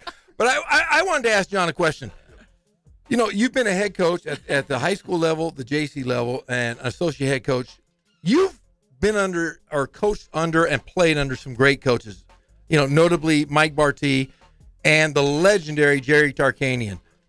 Is this something in your blood? I know your father was a big-time player at Riverside for Jerry Tarkanian. Is this something you always wanted to be, was a college basketball coach? Yeah, you know, that's crazy that you say that. Like, I can remember back when we were playing, you know, elementary, we would play on the weekends against each other. I always back then wanted to be a coach, you know, and people would ask me, people at family functions, what do you want to be? What do you want to be? I always knew I wanted to be a coach back then. And they were like, wow, he's 12 years old saying he wanted to be a coach. How weird is that? You know, but it was just something that was always in me that I wanted to be. And then when I got to UNLV, it went to a different level.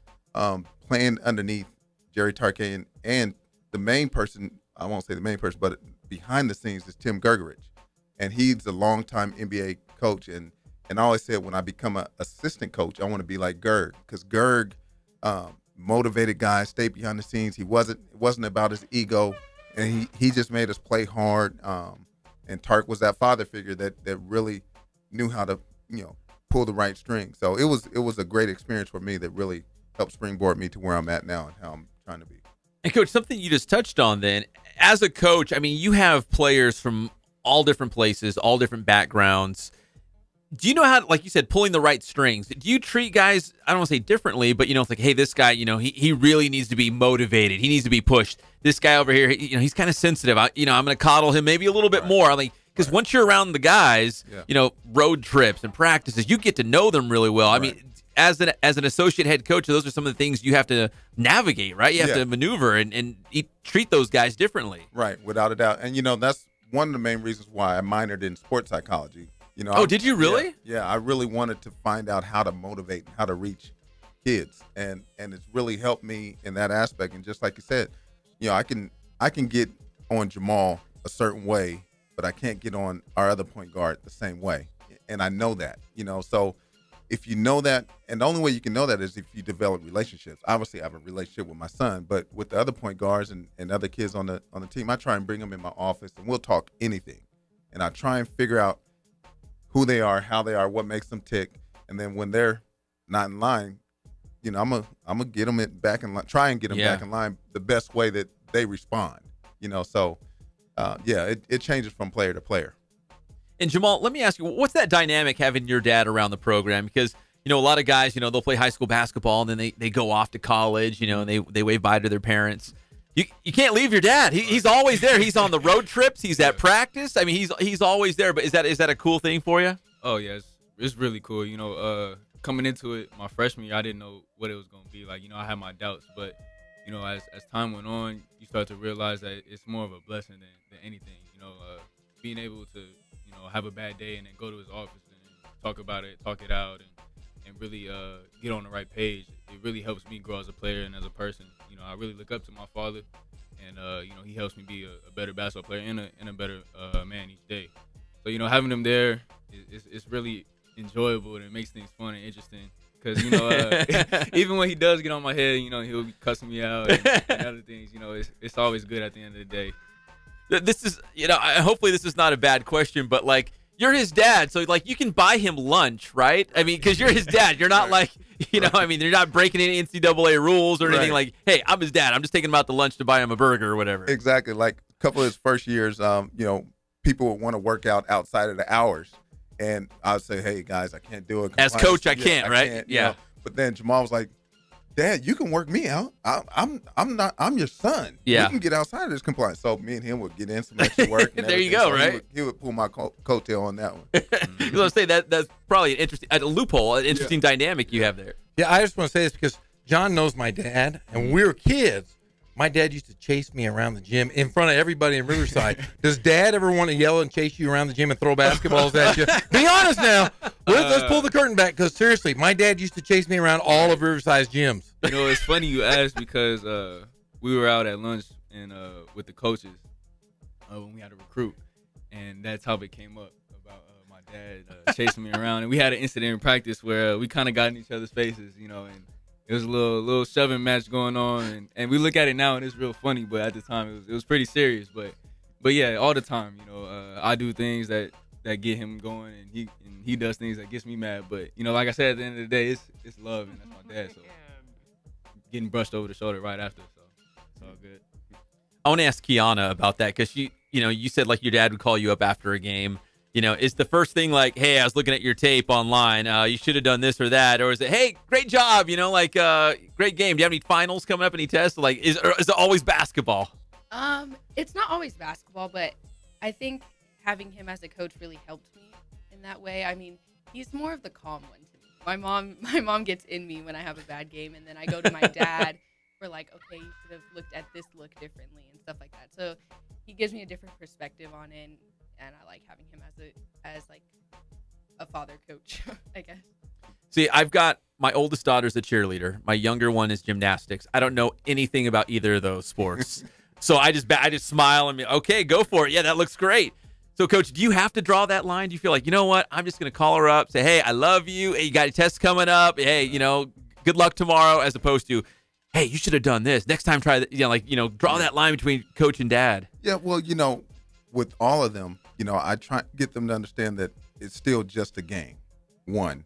And then for me, I realize the pressure that they're under, because Jeff will tell you, like, walking around Riverside as a little kid, being Lucky Smith's son, he was a legend in Riverside. So everybody was like, so I know the pressure that they're under to perform. Mm-hmm. So I just try and get them to calm down and realize it's still just a game.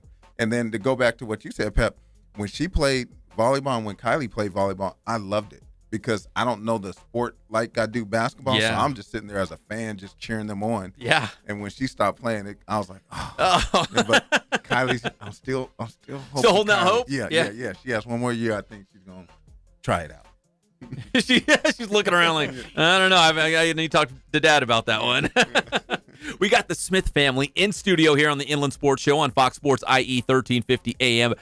The first family of basketball here in Riverside, right? No offense to the Gorhams. No offense at all. No slight to them at all. Because I'll tell you what, John and I grew up together. We've been lifelong friends. And I want to say this as a friend. It's always been nice to see all the places he started and would jump to different places and was successful every place he's gone. He took Cal State Fullerton. He's the best recruiter out there, Division I on the West Coast, hands down. I know, being the voices of UCR, it's tough to say, but I know that Cal State Fullerton's going to be right there again next year. And I know that someday John's going to get his own shot at a big-time job. And when he does, he's going to hire you and I. He is? Yeah, we're going to be the voices. Hey, I appreciate that. He's like, I didn't know that, but that's great. That's great. Done deal. Send the contract. Coach, you said you were 12 years old when you kind of realized, hey, I want to be a coach when I grow up. But honestly, too, that's a hard lifestyle as well, right? I mean, your wife probably had to be on the same page. Yeah. Your kids have to understand, like you said, you're always on the go. You're on the move. You're traveling a lot. It's demanding. It's long hours. It's weird hours. I mean, what's that like as your dad and you've got a family and a wife, but you're also, committed to obviously being the associate head coach at Fullerton. That's a hard thing to juggle sometimes, I'd imagine. It is. And, it's great to have a partner like my wife, Kelly. I mean, she's been phenomenal in the whole thing. You know, we were friends for probably 7-8 years before we got married. And when we started to get serious and take it to that level, I remember we had a conversation. I said, listen, it's tough being a coach's wife. And I tried to tell her that because I remember on the road as a freshman at UNLV, I would talk to Coach Gerg and our other assistant coach, Keith Starr, and they would tell me just how tough it was on the family situation. And Kelly and I both wanted, you know, a strong family, so we were trying to navigate, okay, how are we going to do this? But she's been there from thick and thin, and she's made it work more so than me. I mean, she is the rock, you know. Yeah, I mean, that is tough. You need a better half, right? You know, Yes. to hold it down at home. Because, Right. I mean, Jeff, when we were doing the UCR stuff, we'd be gone, what, 2, 3, maybe 4 days at the most, when, you know, calling the games for the road trips. And, you know, I remember there was like a, you know, I don't know, Christmas concert here or something there. And it's like, I'd always feel bad. Like, you know, we're gone. We're missing some of those things. So it's hard. It's hard to balance. I mean, you know it. You were a coach. Yeah, and I'll tell you this firsthand. I mean, I was married for 8 years to my first wife, and I was coaching basketball. I was coaching college basketball. And I came home one day, and I'm going to pull that back the curtain. I had an 8-month-old or 10-month-old at home, and the marriage was over because she couldn't be a coach's wife. So I had to raise my son, and I ended up meeting somebody, you know, my wife, Carla, who was completely supportive. So you got to find you got to be a soldier if you're a wife, because there is so much involved. You're gone all the time. But, you know, John's wife, Kelly, has been around forever. Every time you see John and you see the family, she's always there. She's the best support system of a wife I've seen outside of my own, because I have to be a little partial. Of course, right? But honestly, it's a great family to see. It's nice to see the wife and husband support their children, their jobs, and their families. It's wonderful. And just to piggyback on that, you know, I waited a long time to go from the JC level to the Division I level for that reason. I didn't want to leave them in those early stages and leave Kelly to just having to fend for herself to try and help them. So I tried to wait as long as possible. And fortunately, you know, it happened at the right time that Coach Taylor got the job, and he and I go way back, and he offered me the position. But, you know, I had a job offer probably in 2003, maybe 2004, and that's when Kylie was born. So you can imagine, you know, if I'd have left then, it would have just tore me up. But now Kiana, she's at Cal, right? You know, and Jamal's with you. Exactly. I mean, so then you make that short drive. Usually short. I guess that 91's a beast sometimes, but you know, the short drive from Fullerton to Riverside, right? So it's not too bad. Not bad. I stay away from that 91 though. I will never. Is there a secret route? Do you have a secret? 60 to the 57 or the train, the Metro. Yeah. The Metro. Yep. Mm-hmm. Yeah, because the other day I thought my in-laws have what's it called, the fast track, the fast pass. I didn't have it in my car, and I'm like, oh no. So I had to sit in traffic. $20 just to get to Orange County from here. Is it really? Rush hour traffic. Yeah, I don't. That's why I don't go near the 91 unless I have to. So now everyone's like, okay, let's hop on the 60 to the 50. I just added about 30 minutes to my drive. I know everyone else is jumping on that route right now. Yeah, we got the Smith family here on the Inland Sports Show, Fox Sports IE 1350 AM. So, Coach, man, you have a beautiful family. You're an associate head coach at a Division I program. It must not get any better than this, right? Yeah. I mean, do you feel like, you know, this is the good life? People are out there, you know, slaving away in the sun and digging trenches and building things. You're around basketball all the time. Exactly. You know what I mean? Exactly. Like you're recruiting guys. You're going to practice. I mean, Jeff and I, we're in here talking sports every day. We're like, we're getting paid for this? Right. Even our bad days are great days. Yes, you know? exactly. It's phenomenal. And there was a former player of mine that's trying to get into coaching now. He called me yesterday on the way home, and he's in that transition mode of, you know, he has a fiance, and she doesn't know if he should continue to try and go this route. And so I had to break it down for him. Like, listen, you know, don't use me as an example and say, oh, look at what Coach Smith is doing, because it's not all that easy. And she needs to understand that. But it is a great life because I'm doing what I'm passionate about. And, you know, my family believes in it, so it makes it easier. So, yeah. You know, and I tell people, too, you know, at least in the broadcasting world, there's no cookie cutter. There's no, like, here's how you do it. Like, you take this job and then this job, and then you end up here. Exactly. Like, your path is probably going to be a lot different than somebody else's. Or a young coach coming up saying, listen, you can't follow the same steps as me. It's probably going to play out a lot different for you. Exactly. Because it's, I mean, there's just opportunities and timing and all sorts of things. Right. Guys, it's good to see all of you. Be nice to your dad, okay, Jamal? Be nice to him. Definitely, all the time. And Kiana, great to see you. Continued success up there at Cal. She's going to be a big-time star. Yeah, I just want to know, what are your plans after college? You want to be a WNBA player? Yes, that's the goal. Because didn't you tell me was the number one pick a Cowgirl or one of the top picks? But I you were thought wrong. Yeah, I was wrong. You were telling me. I was all Golden excited, Bear. and I was like, I think there was the top pick. But you did have a player go in the draft, though, right? Yeah, Michaela Cowling. She went in the 3rd round to Connecticut. That's pretty And good. my uncle coaches at Connecticut. That is right. That is right. John's brother's a coach. John's brother was a coach at Dominican College. The Penguins. Yeah. And John ended up transferring there. We played against each other at Cal Baptist. So we have crossed paths literally So many times. literally since we were little kids. We have played. I think with John Smith, we played more basketball on the court and not playing on the same team than anybody in Riverside. Really? That's true. That's true. And Jeff tells us he was pretty good back in the day. No. Jeff is trying to be humble. Jeff was really good. Really good. He was one of the best shooters that I had to guard, and had a mean streak. He did? He's the nicest guy. He's so sweet. Yeah, okay. Don't let it fool you. On that court, he had a mean streak. We had some battles. Oh, you guys are the best. Thank you, Coach, for coming in. Thank you. I know we're in Riverside. This is, Highlander territory, but you're always welcome in here. Thank you. I appreciate it, guys. That's Associate Head Coach John Smith from Cal State Fullerton and his beautiful family. When we come back here on the Inland Sports Show, I saw Christian Okoye last night.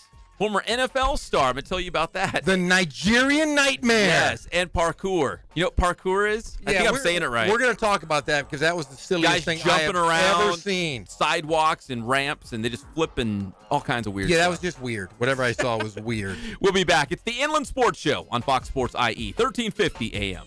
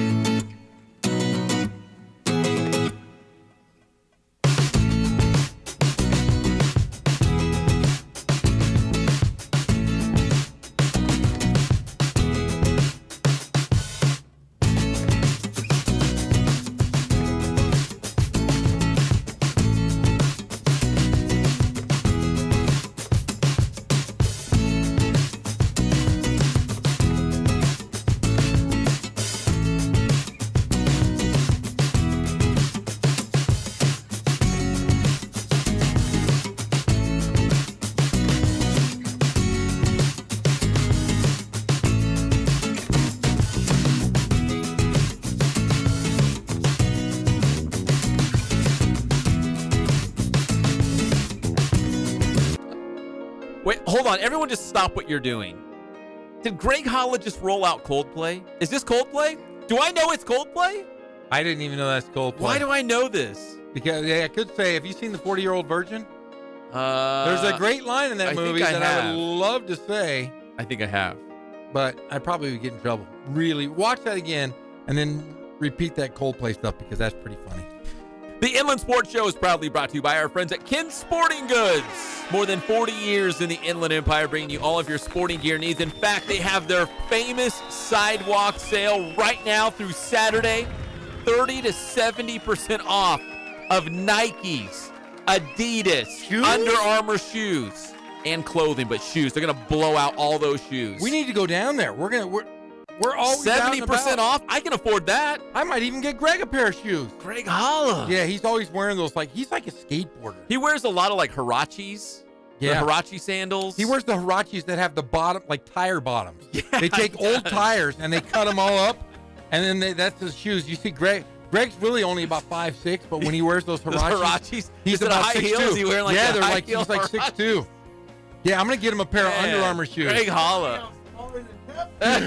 No, you're not smaller than Pep. Pep's like 2'6". He says 5'9", right? Pep's at what, 5'11" and a half? Definitely. Get out of here. Yeah. Hey, Pep, what did you do last night?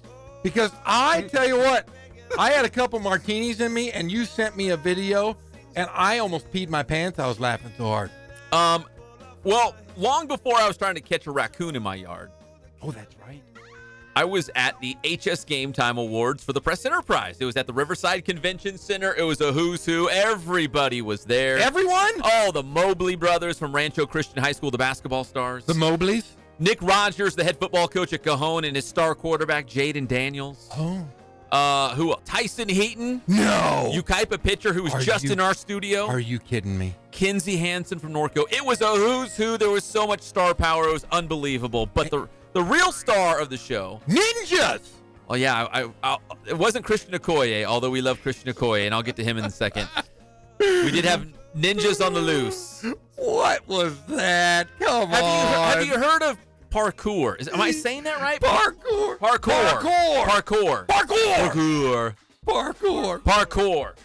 Yeah. Parkour. You had guys. You know what around. Yes. You know what it is? Yes, guys use the natural surroundings to do flips and other silly stuff. Sidewalks, benches, walls, chairs, whatever they can get their hands on. Stages, roofs, poles, trees. Were they flipping over you, benches? Pep? No, but they came close. I got a video. Okay, I just want to know this. I'm going to post it. I got a video. I want you to paint this picture. Paint this picture for me. You guys are all sitting at round tables. You're all stuffy. Very good to see you. Good to see you. Yeah, great year, buddy. Great year. And then what happens? Did they have guys sitting in other chairs around the table? Did they pop up like actors and start flipping around? Okay, so I'll say this. So here's the deal. I get there early because I'm presenting the awards. I got a fancy suit on. I'm all dolled up. Yeah. And I'm going over my script, and I walk into the big ballroom, and there's guys flipping around. I'm like, what's this? And it's parkour. They're going to do a parkour presentation during the HS Game Time Awards. And I'm like, that's super cool. So I knew it was coming. Okay. I knew it was coming. All right. So there we are, breaking bread, eating dinner. Everyone's having a great time. We're about to get to the awards. And all of a sudden, ninjas from out of nowhere come flipping around. They're flipping and doing jumps and throwing each other in the air and jumping over these boxes and onto the stage and off the stage. People are like, whoa, what's going on here? Was there music? Was it like a stage show? It was like you felt like you were at a show in Las Vegas. Was there music? There was music. Do you remember what the music was? Was it like Kenny Loggins' Danger Zone? It was not Coldplay. That's all I remember. It was not. All I was picturing in that was like Danger Zone. What was it? And guys throwing I knives. Don't know. But I have video. I can go back and listen to it. I just want to know this. Were people like stunned and shocked that ninjas were flipping around them? Yeah, people did not see it coming. So tell me, were you the big star of the show last night? Oh yeah, I was the big star of the show last night. No, Christian Okoye was the big star. Christian Okoye, the Nigerian Nightmare. Christian Okoye has a very unique story because he's from Nigeria, Nigerian Nightmare. Yes. He wanted to be a soccer star. What? That was his thing. He wanted to be a big-time soccer star from out of Nigeria. And he came to the United States hoping to make it to the 1984 Olympics as a sprinter. Oh, he was a track star. He was a track at star. Azusa Pacific University. But what happened was Nigeria did not include him on their Olympic team. Either they forgot or they didn't want to. Like, he was not on the Olympic team, and it burst his bubble. That was his dream, is to be in the Olympics, the 1984 Olympics. So instead, he was at APU, right? Azusa Pacific University. And he saw the football game highlights on the TV news one night. And he went to the football coach and said, hey, I want to play this American football. And the coach said, okay, well, what position do you play? And he's like, I don't know. And the coach at APU said, well, you know, there's a lot of different positions. He's like, I want to be the guy who I saw him on the news last night. He was running with the football. And he's like, that was Marcus Allen. He's like, Marcus Allen's a running back. They give him the ball. He runs and he scores the touchdowns. And Christian Okoye said, that's what I want to do. I want to be him. And the rest is history. He had never played football. And built he was like a beast. Oh, my goodness. But it was a cool story. And he talked about the fact that in Nigeria, there's not a lot of opportunities. Here in the United States, the kids have so many opportunities. Don't be lazy. Seize it. There's opportunities out there for you. Carpe diem. Sure. Seize the day, That's my right. friend. Seize the day. You know what, Jeff? I just saw the video right Parkour. now that Pep showed me. What we need to do here, iHeart Studios, hire these guys to come. We'll play Danger Zone on the intercom, and we'll record it. And we'll just have all these people, you know, since a lot of people don't work here. Yeah, it's an empty house. Yeah, I mean, they're just on their computers. We'll just have them do flips all over the this studio. I'm telling you, but we don't put them in just like regular street clothes. We put them in ninja gear, where just their eyes show up. They need to come in UPS gear. UPS gear and start flipping around. Like they just really freak people out. Anybody go to Pep's? What is your Twitter handle? You can do at @inland_sports. At @inland_sports. I haven't put it out there yet. It's still just on my phone, but I'm gonna put it out. I'm gonna say this now. It is one of the funniest videos I've ever sing in my life. No, yesterday. Don't hate. Music video. Jeff Gorm was in it. Oh yeah, there was another funny thing that happened to me. I'm on YouTube. I'm all over the tube right now. I am a viral sensation. You are? I am. I ended up in some video. This guy didn't mean to steal the show, but he stole the show. It was pretty good, wasn't kids, all the direction was towards Jeff. And he wasn't even, he didn't you even weren't know what part was of going it. on. No, I was pushing a cart at school, and I happened to be in the background of a video, but apparently it's gone viral at Norte Vista, and everybody was going, hey, did you see Coach? Coach Gorham. Coach Gorham pushing the cart. It was like watching a Corvette go by, and you're like, exactly, because all the focus was towards Jeff. No. Here these kids were making this video. Everything was planned out to a T. It looked great. Everything was going according to plan. Comes Jeff. And then there was Big Jeezy. You want a donkey? Jeff. No, I was pushing a book cart. You know what? When I saw that video, it told me you really, really, really love your job. They did? Yes. You know what it told me is, man, I'm glad this book cart is holding me up because I was struggling. Was it almost like a walker, like a cane? Oh, everything's like a walker. Holding you up? Hey, this was several months ago. I have lost so much weight. My legs feel fantastic. I feel like a new man. I'm telling you, I'm going to play independent baseball. I am going to bring it back. I'm going to play first base. We do have the Sonoma County Stompers, right? I'm not going to Sonoma. No. Maybe I can start my own. It's independent. Why couldn't I start my own? You could start your own. Yeah, I'll get all my old buddies from the Catholic Little Would League. it be the Riverside or the San Bernardino Sasquatch? No, I'm going to go out to Menifee because I don't want to go very far. Can't you be the bank robbers or the bankers or whatever you were? The bankers. Bring them back. Oh, yeah. That's why I could pull back the Magnolia Little League, and we can bring... The Riverside Bankers. I could bring back all of my old teammates. Oh, the Fee. Oh, yeah. Would the team be in Riverside or the Fee? No, the Fee. I live literally a the stone's Fee throw away. UFOs. The Fee UFOs hosted by the bankers. Yeah, I'm going to bring back Aaron Moore, longtime baseball coach at Poly. I might bring Solis, I think, was a baseball player for the bankers as well. Was he? Oh, yeah. Everybody. Everyone was a banker. Was Steve Madrill a banker? I bet he was. And I bet you John Smith at one time was a banker as well. Because John Smith played everything, too. You would have been a banker. Maybe. Yeah. You probably I was a Chuck E. Cheese Tiger. You were a Chuck E. Cheese Tiger. Yeah, you were. That was embarrassing. You would have been playing for the other guy. Who's the other guy? I don't know. They didn't have names, but the bankers. You know, the bankers are like a finely tuned. Was it like the travel ball team of Riverside? Like, no, look, only the best. Only the best bankers. play for the bankers. And Mark Guard was a banker. They've all been bankers. Everybody who is cool in Riverside was the banker. Yes. I'm just have to take your word for it because I don't know if that was the cool thing, the cool kids. I'm telling you, man, it was really cool. But last night, I've never seen anything quite like what you witnessed. I wish I could have been there. That would have been my favorite thing of the entire year. Seeing guys flip around. It's pretty awesome. I'm going to tweet that video out. Please do. The Inland Sports Show is brought to you by Catalano Motors in Corona off of Temescal Canyon Road. You guys already know they have weekly specials, but it gets even better. Now, if you say the Inland Sports Show when you go to Catalano Motors, they will take $500 right off the price of any vehicle there. That's ridiculous. Just roll up, say, hey, the Inland Sports Show sent me. They'll say, okay, $500 off. So any price you see, take off $500. You just said the Inland Sports Show. What if I take Jeff? Can I get $100? If I take Jeff and say the Inland They might say that's an extra $500. If you bring Jeff. If you bring Jeff. You got to bring him in a burlap sack, though. Oh. You got to catch Jeff and put him in a potato sack. And that's a big potato sack. Yeah, well, I'm telling you, man. If you can get me in a sack, you deserve an extra $500. Catalano Motors. I'm sorry. When we come back, NFL mini camps. Big news at a mini camp when we come back. It's the Inland Sports Show, Fox Sports IE, 1350 AM.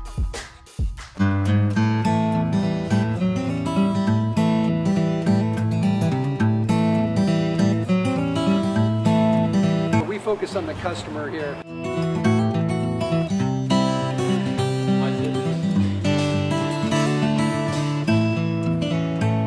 Believe it or not, that is the biggest thing for customers on an oil change. They just want the convenience of coming in, driving in, getting it done, and driving out.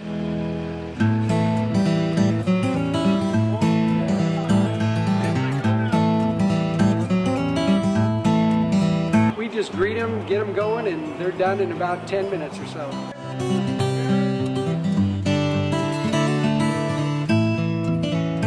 We don't push any sales on them. We do the oil change, and I think that's what sets us apart is our customer service.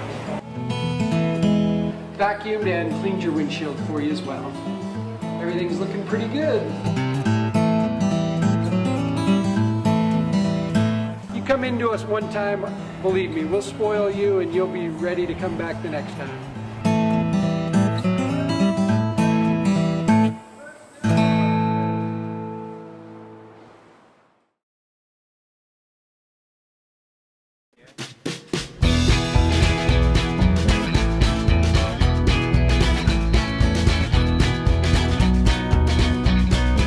Thank God, first of all. I thank the great people that I've got around me that help support me, the people that work for me. As I started, if it wasn't for the people around me, we probably wouldn't be here right now, but I've got a great staff.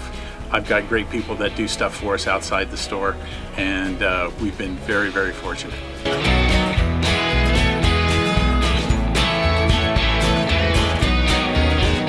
Our service is impeccable, and we just keep trying to get better every year.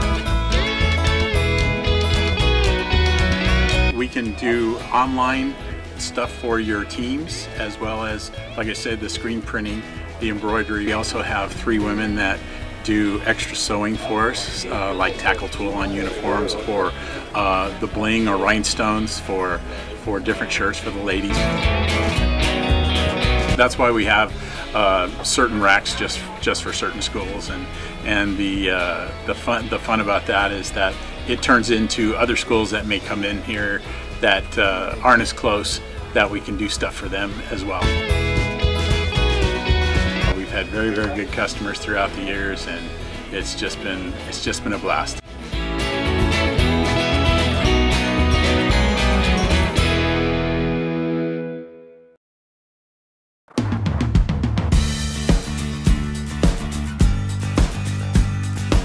We're small, family-owned, strive for quality pre-owned vehicles. We're not a volume dealer, and we take every deal as personal to us.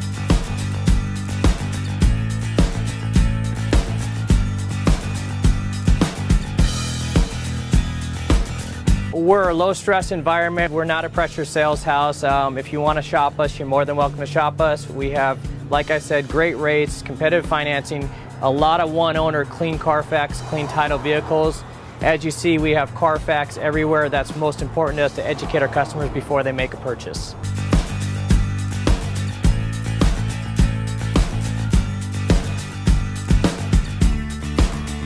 We're right off of Ontario, right off a couple exits off the 15 freeway, off Cajelco, off El Cerrito, and we're right on the main drag going into Dos Logos and the crossings.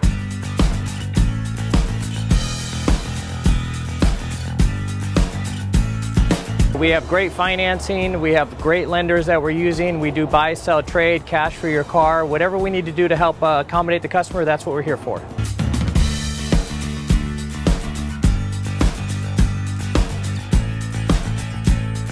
We have a little bit of everything. We start at about $69.95 and go all the way up to $100,000. We have Escalades, we have commuters, we have pickup trucks, we have Jeeps, sport utilities, and if we don't have it, our specialty is finding you exactly what you're looking for.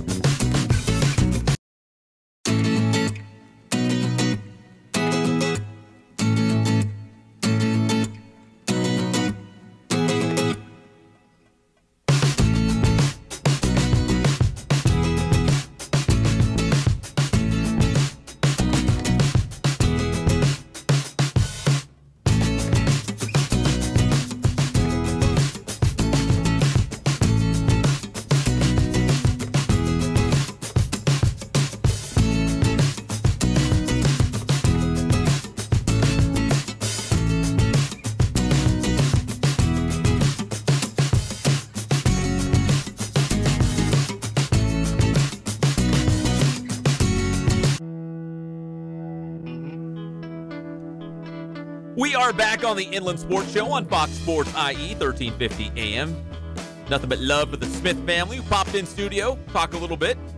We're brought to you by Spoiled. Quick quality oil change. You're going to spoil yourself and your car every 3,000 or 5,000 miles. Get that oil change. You know you got to do it. You're probably overdue right now. Thinking, man, really need to get to Spoiled. It's right there off of Alessandro Boulevard. It's so fast. You'll barely get out of your car. You'll take a seat, get a little cup of coffee, and they'll be, hey, you're done. And you'll be on your way, living that best life. Spoiled. Quick quality oil change. You okay, Jeff? No. What's going on? Goyers. The Los Angeles Dodgers. Yeah. At the end, too, are already down 4-0. Yeah, but this is a new Dodgers team, and they never give up. They've got the heart of a champion. They do? We've been down 4 before. Wait, they have a heart of a champion? Mm-hmm. When have they been a champion? Lots of times. That was... Of the National League West. 30 years ago? Of the National League West. Oh, National League West 5 times. 6 times? 7 times? 5 in a row? 5 in a row? 6 in a row? 5? They're champions. Hey, yeah, champions. We were down 4 in Colorado, and look what happened. Look what happened. We came That's back, true. so don't That's worry. True. Come on, Jeff. Never give up. All right. Never give up. Always conquer. Never surrender, never give up. There you go. It's a pirate, too. You're going to be the first pirate. But I don't want to be a pirate. They're playing the Pirates tonight. They won last night. They might win again, but they're what? 4-zip? You said 4-zip. That's Top nothing. Top third? Top third. That's not nothing. Worried, not worried. Shh, Jeff. Ain't worried. No panic button. Jeff. Oh, Jeff. All right, NFL mini camps are underway. Here's the deal. Okay. Most NFL teams will have their mini camp next week, next Tuesday through Thursday. I'm talking about all you Rams fans out there, Chargers fans out there, the Raiders, the Raider fans out there. Your mini camp will be next week, June 12th through the 14th.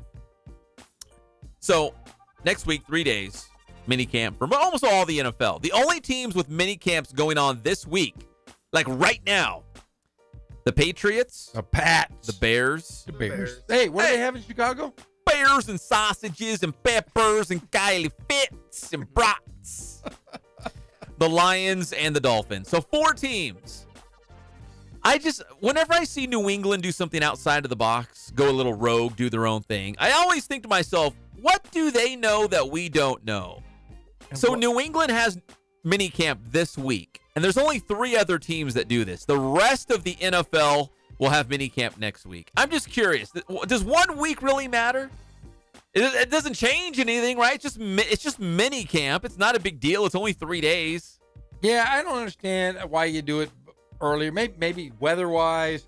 Maybe Belichick and the rest of his guys, the 4 other teams, they got to go out and fish, man. He's always on boats doing things. They got young wives, young girlfriends. Why not? Belichick, have you ever seen his girlfriend?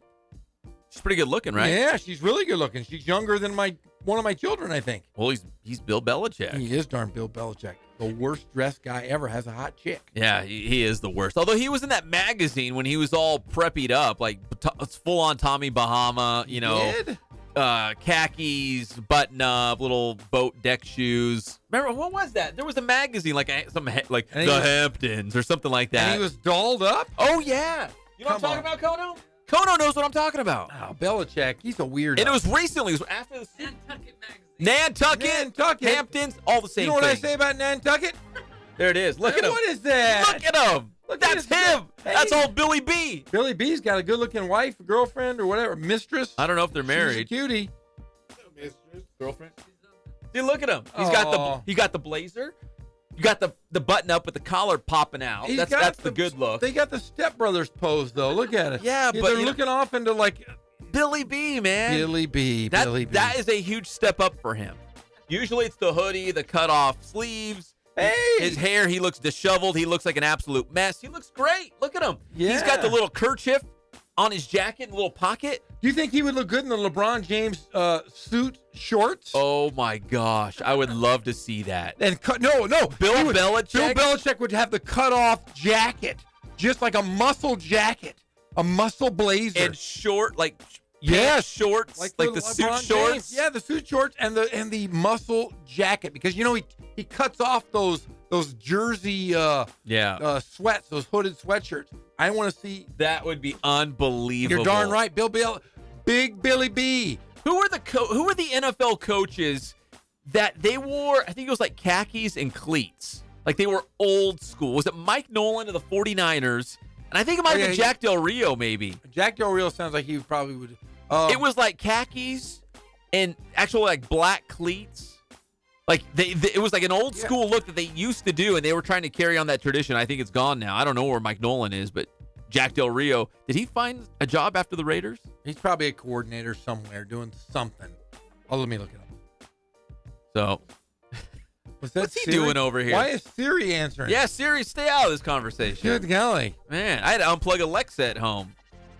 You did? Yeah. Why? Because I'd ask my wife, like, hey, what's for dinner? Alexa. Did you fall out of love with Alexa? I never was into it. Oh, you would sit there and ask questions. You loved it for about a day and the only time I talked to Alexa was if it's something ridiculous like, hey, Alexa, who's going to win the Super Bowl? Or usually what I did was, hey, Alexa, how hot is it going to be today? What's the temperature? And she would tell you? Today's high would be 79 degrees Celsius. Now, why did you turn off Alexa? Didn't use it. So where is it? No, actually, no one know why. It just hit me. So my wife has a Kindle. Like it's kind of like like an iPad, but you read on it. Yeah. it has the same charger, like the same power cord as Alexa. So I had to unplug Alexa because we couldn't find the cord for the Kindle, so I could plug in the Kindle to charge it up. Does that make sense? So you turned off Alexa Yes. to turn on Tara. Kind of. Yeah. Yeah, I mean, it makes Kind sense, of. right? Yeah, I mean, Yeah. you happy wife, happy life, and you had to turn on her She Kindle. wanted the Kindle. Oh, yeah, I She- would do the same She thing. wanted to read. You turn off Alexa, you got to go to the wife. Get that Kindle cracking. Hey, how about Alexa over at my house? I think if you want to donate it to the Gorhams. I think we have 2 Alexas. Because I'm pretty lonely sometimes. You want to talk to Alexa? I have a babbling 1-year-old who just curses after I talk. If you want, that might actually be a funny segment. I could bring Alexa in studio and we could ask her sports questions. Ask her. Well, you know what we can do is we can have. I think I could challenge Alexa with movie trivia. I think I could beat Alexa. Really? I'm like that guy who challenged remember on Jeopardy. Remember that guy who challenged that? Yeah, the little nerd supercomputer? guy. Yeah, Ken something. Yeah, I can picture him in my head. I know who he is. I really think I could beat a supercomputer, and I think Alexa would be considered. Let's do it. I'll bring it in. Bring it in. No I'll one's challenge. using it at home. I will. I am making a challenge to you, Alexa, because they're all knowing. They're supercomputers. You're supposed They know. to be. I'm going to beat Alexa in anything. Sports trivia, basketball trivia mainly. She picked the Patriots in the Super Bowl. She did? Kind of. No. Kind No, of. we'll see. In a roundabout way. One other quick NFL note. The Cleveland Browns, they got mini camp next week. Oh, man, they need a lot of mini camps. If they could have more than one mini camp, they totally do it. But they need a mega camp. They need a big mini camp. But here's the deal for the Cleveland Browns going into next season. You've got to earn your stripes. So everyone's going to have just plain orange helmets in mini camp and going into training camp. And you got to earn that nice brown stripe. Things like a brown and white stripe down the middle of that helmet. You got to earn it. So nobody's going to have any stripes on their helmet. Because you know that nobody. Not one of them. Because there's the Patriot way. Now, and there's the Brown way. I mean, because they were 0-16 last year. And they were 1-15 the year before. Maybe, hey, they can all jump in a lake. Didn't they do that? Didn't the coach just did it for charity? He did end up doing that? Because remember the year before, he's like, hey, we're 1-15. I guarantee you we will not do that again. Yeah, he's right. He finished 0-16, so he jumped in a lake. Yeah, and he raised money, I think, for some charity. So it was a good deal. But if you're a Browns fan, just know they're going to be running around with plain orange helmets because they got to earn that brown stripe. All season. All season long. That sounded wrong. They got to earn the brown stripe. What, are you kidding me? Hey, guys. I earned my brown stripe today in practice. Guys, come here. Look in the air. Look, I got a brown stripe. Hey, me too. Oh, I got a couple. Hey, you ate the chili, I see. That's a nice brown stripe. Oh, wow, Browns. Walked into that one. Look for the brown stripes in the Browns. Hey, I got my brown stripe. I got a couple, man. I must be really good. Yeah, you're right. Yeah. No. You know what, though? I eat a lot of Pringles. You know what Pringles does? No. Anal leakage. What? Yeah, you eat too many Pringles, you get anal leakage. Why would you say that? Because it's true. You eat Pringles, they give you anal leakage. I don't. Is that true? Yeah, that's very true. Look it up. Very, very true. Don't eat Pringles. I don't know about that. Don't eat them. He used to say on the label, do not eat. He used to say what you just said on the label. Because I just, what I say? I don't know. You can't even say it. I'm not going to say Can we have it. a Pringle challenge? Yes, a Pringle challenge. We're all going to earn our stripes. No one can live. Oh, it's disgusting. That's horrible. Boy, this show has just gone south. We'll be back. It's your favorite show, the Inland Sports Show on Fox Sports IE, 1350 AM.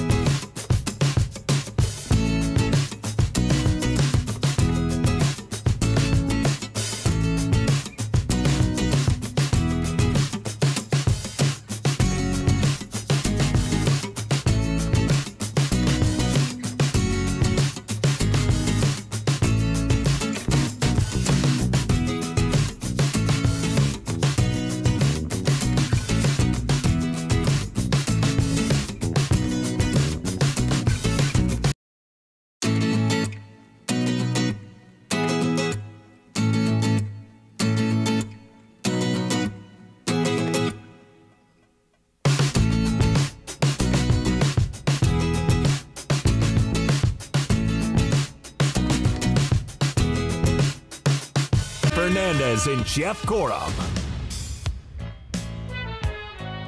Welcome back to the Inland Sports Show, Fox Sports IE, 1350 AM. We're brought to you by Ken's Sporting Goods. The big famous sidewalk sale is happening right now at Ken's, right there off the 15 in Norco, Horstown, USA. They've got Nikes, Adidas, and Under Armour shoes, and they are 30 to 70% off. They are practically free. You will not find a deal like this anywhere else. Only if you go to Ken's Sporting Goods. They got clothing too, and it's all on sale. They're going to blow it all out at Ken's Sporting Goods. KenSportingGoods.com. You can go to the website, but you need to go to the sidewalk sale. It ends on Saturday. All right, the Major League Baseball draft going down, wrapping up tonight. We had a bunch of guys. I mean, a ton of guys from the IE getting selected. Vic Vodnik, Rialto High School pitcher, going to the Braves. Daniel Carpenter. In fact, King had two guys, Daniel Carpenter and also Brandon Ramey, both pitchers. Ramey's going to the Phillies, and Carpenter also going to the Phillies. I'm going to double check that. Maybe I wrote it wrong, but I think that's correct. UCR had two pitchers, Trent Toplicar and Haas Quijada. Toplicar is going to the Giants. Haas, the Wizard of Haas out of San Gis, going to the Padres. U of R catcher Rainier Aguilar. He's also going to the Padres. The first U of R Bulldog to be selected in the Major League Baseball draft for the first time in a long time. Head coach Brandon Hawley wasn't sure. He said probably at least 2 decades. Did they play together at San G? I think Haas might have. They did, but they didn't cross over very much. So he didn't get to catch him, what you're saying, possibly. I think Haas might have been a freshman. I'm trying to do the math in my head, because I did ask him about that. So there was a little bit of crossover, but not much. Let's see what else. CBU, the tradition continues. That's 9 straight years that Cal Baptist University has had a player in the draft. In fact, they had 2. Dylan Stoll going to the Twins, and they also had Justin Montgomery, who's not only a CBU guy, but he's a Norco guy too. He's going to the Tampa Bay Rays. So we had guys all over the place. Eli Lingos from Great Oak. He went to the Indians. We had another Great Oak guy, Alec Valenzuela, to the White Sox. Linfield Christian, Tyler Baca. He's going to the Nats. Jake Moberg, Mr. Murrieta, he's going to the Rockies. Guys all over the place. Hard to keep track of. Hey, and UC Riverside, 17 straight years with somebody being drafted. Is that what it is? Yeah. So CBU's 9 in a row. Yeah, so 17 years in a row. Last time was drafted, non-drafted, was 2001. So that's awesome. A great streak for UC Riverside. And most of these guys, well, of course, if you're a senior in college, you're going to go pro. But if you're a high school guy, or maybe you're considering going back to school, I mean, they got a big decision to make. If you're picked in the late rounds, that's a tough decision. But like a guy like, we talked to Tristan Beck yesterday. That's not a good example because he's done with school. But like a Bryce Terang. I was talking to some guys last night at the HS Game Time Awards. They were saying, you know what? Bryce Terang might actually go to LSU. Why would he? He's making over $3 million signing bonus. That's a ridiculous amount. I mean, but seriously, he's probably figuring he will be in baseball, pro baseball at some point. Even if he does go, I mean, think about this. If he does go to LSU, things don't work out, he won't have $3 million in his bank account. That is an incredible amount of money for an 18-year-old boy, for a 25-year-old, for a 22-year-old coming out of college. $3 million. You're a first-round pick in Major League Baseball. Why would you go to LSU? Why would you play college baseball when you were a first-round draft pick? We saw Tristan Beck, right? Yeah. He started off, he was the 34th round. Then he went to the 29th round, and then he was fourth round. So how much higher can he get? Yeah, Bryce Terang was 21 overall. First round, 21 overall to the Milwaukee Brewers. Making over $3 million a year. He's going to a situation with the Brewers where they need a shortstop. They don't have anybody in their farm system. They drafted him to play. They're not gonna bring in somebody else. Why would you take that chance to fall in that draft? He's a first-round pick. They also have Jake Nottingham, Redledge guy in the Brewers organization. Yeah. That's pretty cool. So congratulations to all the Inland Empire baseball players, whether it's the high school level, CBU, UCR, the U of R. Hey, welcome back, Bulldogs. You got a guy going to pro baseball. And San G had 2 players. Great Oak had 2 players. King High School had 2 players. It was a good day. Good day for the IE guys. Good guys. But 40 rounds. It's a lot of baseball. If you really think about it now, Do they do that? I know we talked about it's the minor league system. I know that. I know there's so many teams. Do you think they need that many rounds? Do you think they need that many? They got to fill all those teams. They got lots of rookie ball teams and low A, high A, double A, triple A. But is it financially good for the cities like San Bernardino, Rancho Cucamonga? There's cities all over the country with minor league baseball. Does it help them financially? Sure. Is that why they have so many minor league teams, you think? Or is it because they're really guys need to kind of foster in the program to become major league players? You know who would know that? Who? Gary Adcock. Coach Adcock, the skip. Yeah, he'd probably know that. He's pretty excited. I texted him last night. He was at the game. He went to go see Trevor Oaks last night pitching for the Royals against the Halos, and it worked out because as a relief pitcher, you really never know if you're going to get into the game. I mean, sometimes, the manager might tip you off and say, hey, you know what, if so-and-so can't get out of the fourth inning, we're going to go to you. He might tip you off a little bit, but yeah, it was a good night. Trevor Oaks got in there. Gary Adcock, the CBU skipper, was on hand. Trevor Oaks was awesome. 3 shutout innings, 3 strikeouts, including Mike Trout. It was great. Perfect night for Trevor Oaks. Hey, we have an update with the Dodgers. Oh, I bet you the Dodgers scored. I bet you Cody Bellinger did something. Here's the deal. The Dodgers, in the 3rd inning, Bellinger homers to right. Kemp scored, so a 2-run shot there. What did you say? Bellinger. Homer to right. Sean Kemp scored. A 2-run shot. Then, or prior to that, Kemp doubled. And Muncy and Turner score. So, what's the score, Jeff? The Dodgers have put up 4. But there is some bad news. What is the bad news? The Pirates have put up 2 more. It's all right. So 6-4, bottom 3rd. Oh, bottom 3rd. Dodgers down 2. That's like an eternity. That is an eternity. So a high-scoring affair in Pittsburgh. You know how you're saying about Mike Trout, best player? Yes. This year or ever. What about Matt Kemp? He's having a good. Not even close. I love you, Greg, and I love that you have this passion for the Doyers. But there is no way, Matt Kemp. There is no way in hell that he is can't hold his best glove. Dodger. Best Dodger, No. yes. Best But player. there is nobody in baseball that has been playing at the level of Mike Trout. Nobody. He's having the best year in history. Best year in history. JD Martinez for the Red Sox is actually quietly having a great year. Quietly, Well, but he's he not a has big not done name. it. We're talking 7 years in a row. Okay. Mike Trout I'll has give you been that. the best. I'll give you that. The best. He's going Mickey Mantle numbers, and he's going to continue as long as he doesn't get hurt. Hopefully he gets the championship. That would be nice. I'd love to World see Series. Pujols. Because think about it. Pujols, when he left, remember, the next year when he left St. Louis, they won a World Series. Be nice to see Pujols end his I career. really hope Mike Trout gets a World Series with the Angels because he's put a lot of work in that organization, and that might be one time I'll be like, all right. And you'd like to see Soch might get get another there. one. I mean, Soch, do you think Soch is a Hall of Famer? Yeah. Yes. You do? Absolutely. Yes. Yeah. Because of his Not his playing career. No, but His coaching is career. it because of the time? He's the second longest tenured coach. Yeah, in because all sports. if you go back and look at the most successful head coach or managers in baseball, when you look at their overall records, like they're all around close to 500. Like their winning percentages aren't that great. Like you look at the all-time greats. I think Connie Mack has the most all-time wins. He might actually have more losses than wins. But you look at the all-time greats for baseball managers, and their winning percentages are probably like at 530, 540. Like they're not like my winning percentage all time was over 600. They're not like that. So Mike Socha's all-time winning percentage is right up there with the greats. I'm going to guess it's probably about 525 or 530. You looking it up, Jeff? No, Kono is though. No, I was looking up. I was actually looking up all of the Hall of Fame managers that are right now in the Hall of Fame. Oh, okay. Yeah, but I bet you his numbers will stack up with the all-time greats in terms of winning percentage. So he does have the World Series.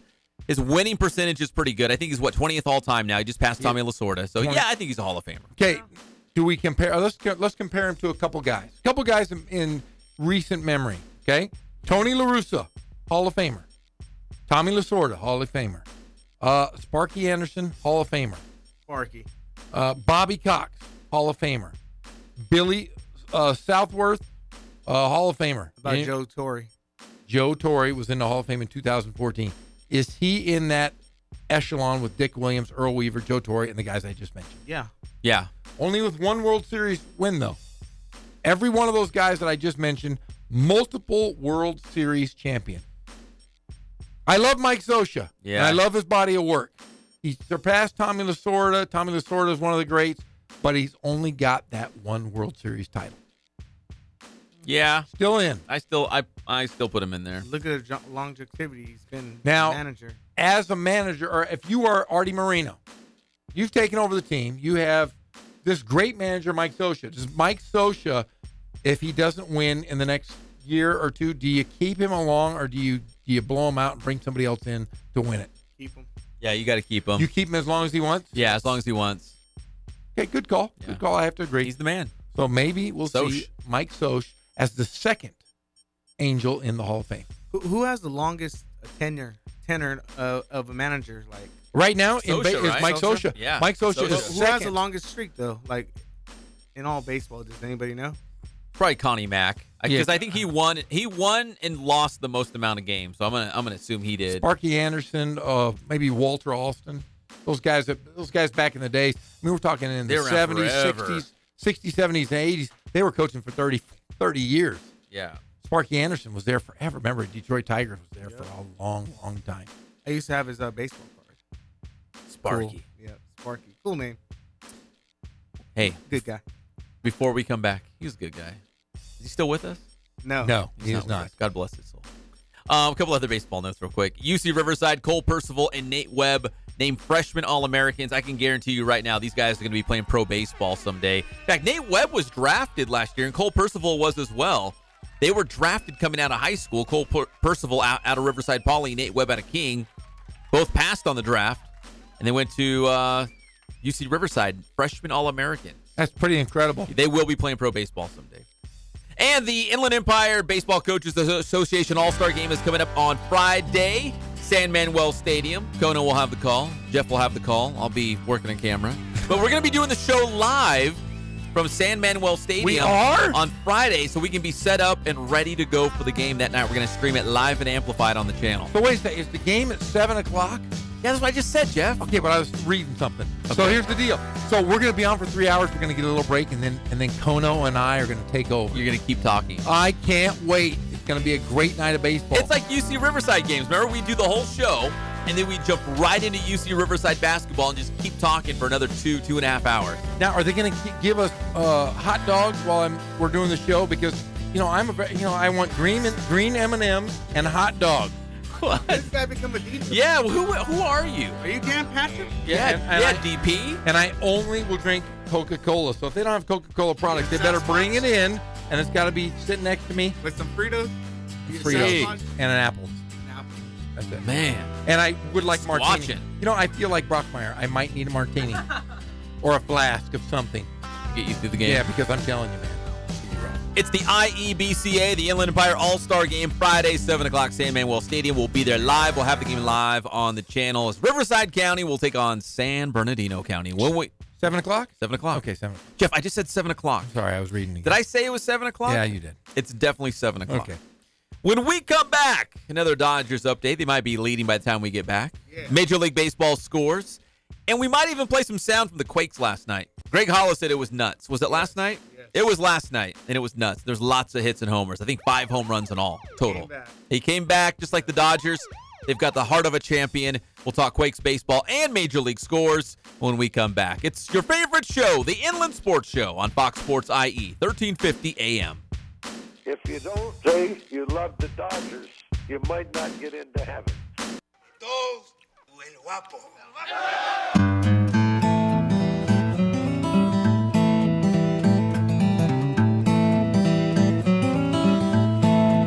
We focus on the customer here.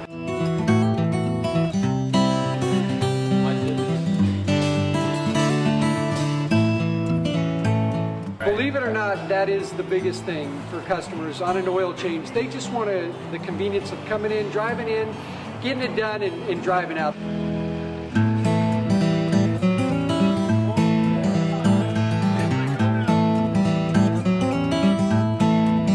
We just greet them, get them going, and they're done in about 10 minutes or so.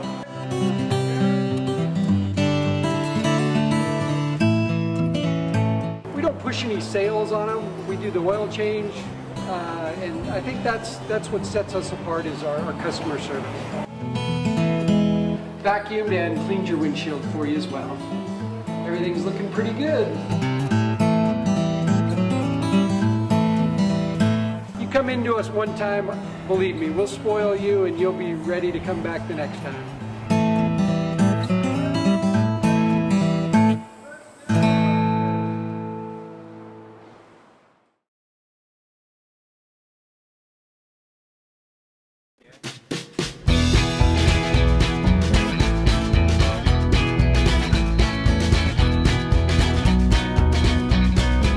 Thank God, first of all. I thank the great people that I've got around me that help support me, the people that work for me. As I started, if it wasn't for the people around me, we probably wouldn't be here right now, but I've got a great staff.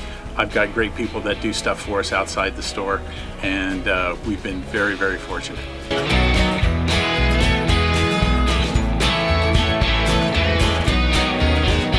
Our service is impeccable, and we just keep trying to get better every year. We can do online stuff for your teams, as well as, like I said, the screen printing, the embroidery. We also have 3 women that do extra sewing for us, like tackle tool on uniforms, or the bling or rhinestones for different shirts for the ladies. That's why we have certain racks just for certain schools, and the fun about that is that it turns into other schools that may come in here that aren't as close, that we can do stuff for them as well. We've had very, very good customers throughout the years, and it's just been a blast.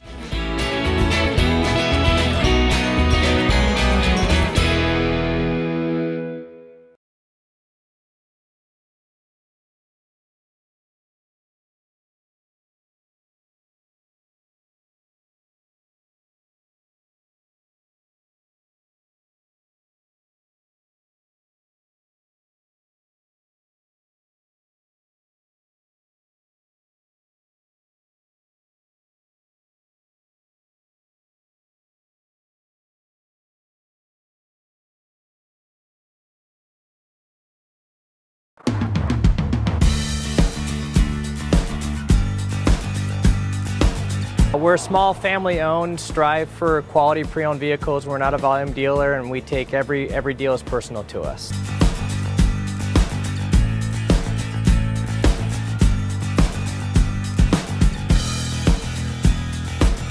We're a low-stress environment. We're not a pressure sales house. If you want to shop us, you're more than welcome to shop us. We have, like I said, great rates, competitive financing, a lot of one-owner, clean Carfax, clean title vehicles. As you see, we have Carfax everywhere. That's most important to us, to educate our customers before they make a purchase.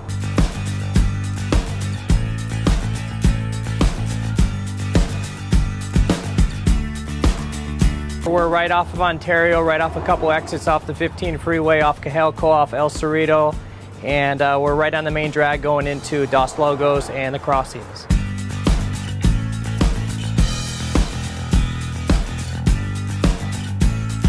We have great financing, we have great lenders that we're using. We do buy, sell, trade, cash for your car. Whatever we need to do to help accommodate the customer, that's what we're here for.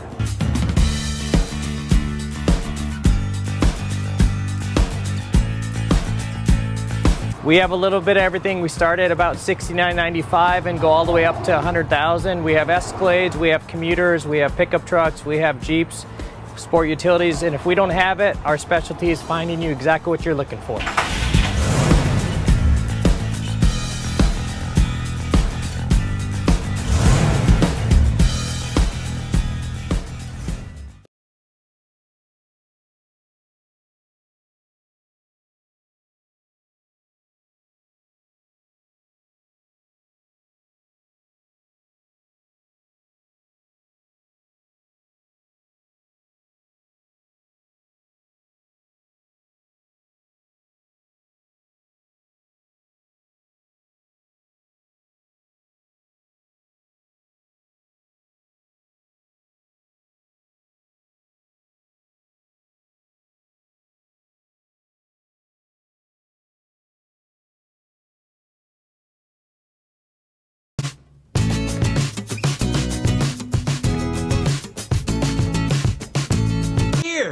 Look, I like the baby version the best. Do you hear me?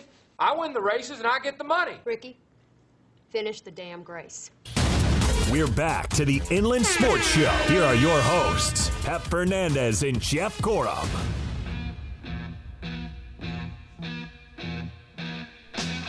Welcome back to the Inland Sports Show on Fox Sports IE, 1350 AM. We're brought to you by Boost Performance Training in Corona with Coach Ray Bass and his entire coaching staff. They can do it all. Athletes of all levels and athletes of all sports. They're going to Boost. You can find out for yourself. Go check out a strength and speed class. The first one's always free. Follow them on Instagram and Twitter. We're talking about Boost Performance Training. Be the best on your team. Get a scholarship. Make varsity. Turn pro. Boost Performance Training. So we are just knocking on the door of Game 3 of the NBA Finals. We just saw a video of LeBron James arriving in Cleveland at the arena. Was he wearing shorts? No, he's wearing like torn up jeans. Like, I don't know what his style is. I just don't get it. Do you understand? Does your wife own a pair of jeans that have holes all in them? Pep, honestly. Not on purpose. No. Because she's had them a long time. Yeah, I don't understand this whole, you spend hundreds of dollars on jeans that have holes in them. I think it's like The Walking Dead. It's a bad look. But I'm glad he didn't wear the shorts with this. He kind of looked like Eddie Munster slashed with Angus Young from AC/DC. Not good. No, not a good look. Hey, I'm going to play something over here. Okay. See if you remember this play. Okay, I'm going to close my eyes. Close your eyes real tight. I'm not going to talk like I'm from Chicago. Okay. Promise. No, this was 17 years ago today from the NBA Finals. Take a listen. All right. Here's Iverson. Lou the defender. Stays right with him. Allen wants to go. Wants the baseline. Fade away. Yes. He's way too good. He steps around Lou and drilled it. And the Sixers have scored 9 in a row. 7 straight points by Iverson. Looked like he was dead in the water. The Sixers by 4. 40 seconds left. That was marvelous. Marv Albert.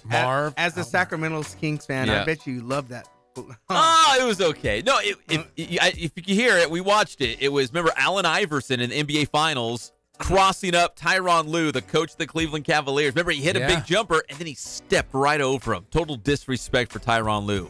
Hey, you know how that worked out for Allen Iverson? Not a great career. Yeah, but how did that series work out? Did the Lakers win that final? Yeah. They did. Do you remember Philly winning it with Allen Iverson? I don't think so.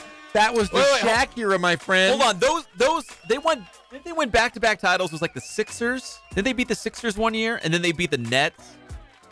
Doesn't matter. That's nobody. Hey, was it the Pacers in the finals? Yeah. How many? Well, you looked that up, Kona. How many the Lakers? I think how it was many- the Sixers. No, it was the Nets, wasn't it? Yeah. The Sixers and the Nets. And then That's Doesn't nobody. matter. Really? Weak. How many championships do the Kings have? It's not about the Kings. It is about the Kings. This conversation is not about the You're Kings. besmirching Southern California there. You know, like just like in the Northern California, they always say, instead of saying that's cool, they go, that's hella cool. Or that's hecka. You don't say that. Yeah, you do. You do. You know exactly what I'm talking about. Hey, if you make me mad, I'm going to bring in my donkey, and I'm going to tell him to bite you. Bite me.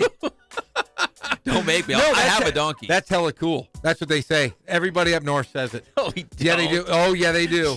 Kono, they do, don't What are you they? guys talking Yeah, they do. about? Hey, that's hecka cool. You that's guys. That's hella sweet. That's like Boston when they say, what do they say? Wicked? That's wicked. No. that's hella cool, man.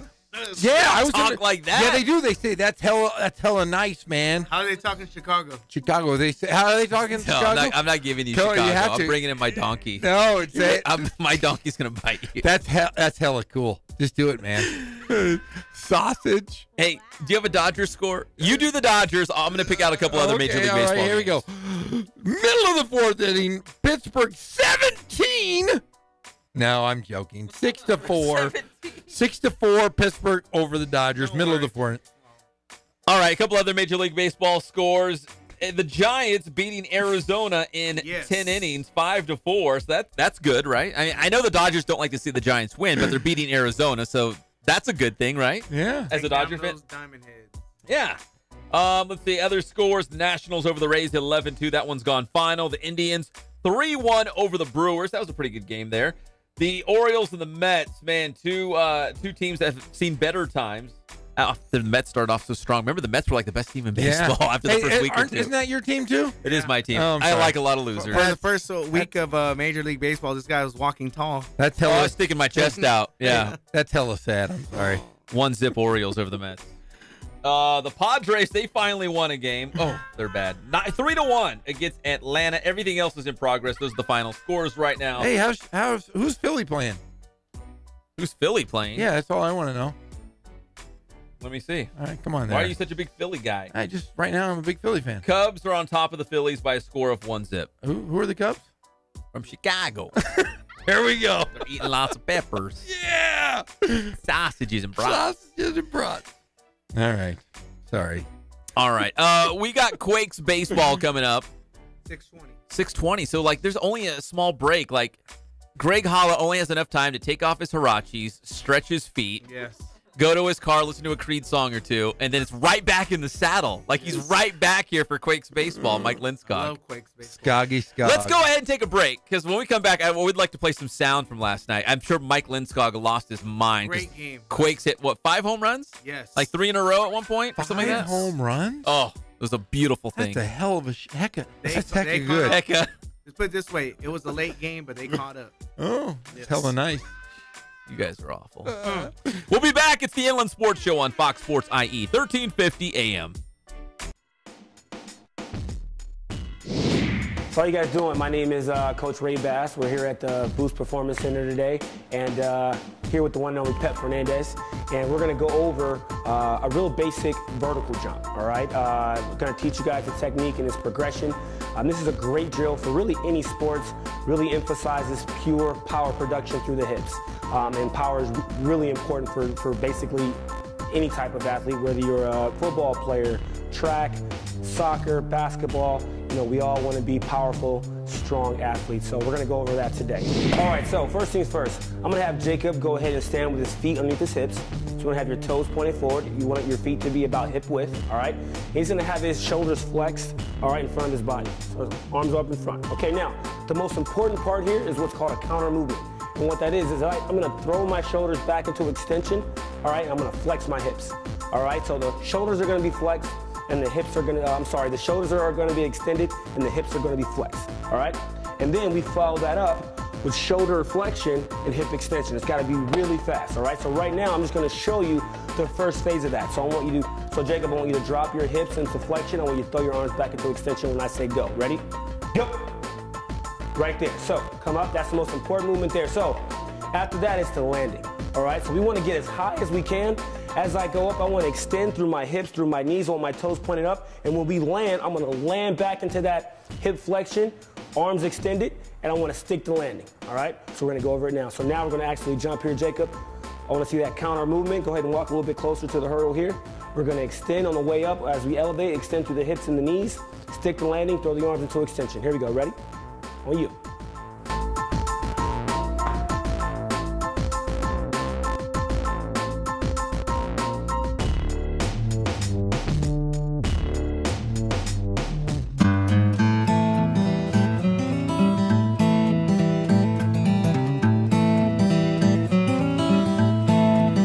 Focus on the customer here.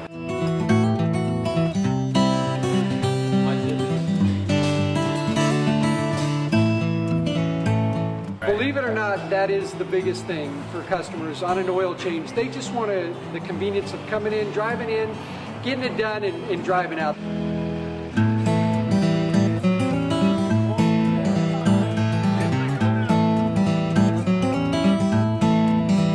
Just greet them, get them going, and they're done in about 10 minutes or so.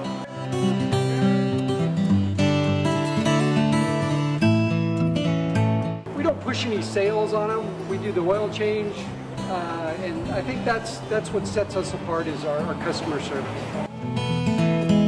Vacuumed and cleaned your windshield for you as well.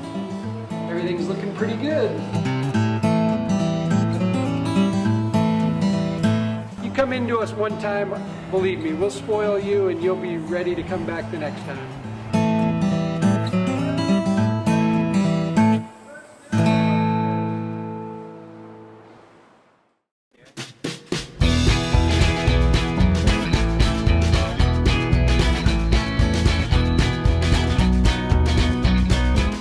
thank God, first of all. I thank the great people that I've got around me that help support me, the people that work for me. As I started, if it wasn't for the people around me, we probably wouldn't be here right now, but I've got a great staff. I've got great people that do stuff for us outside the store, and we've been very, very fortunate.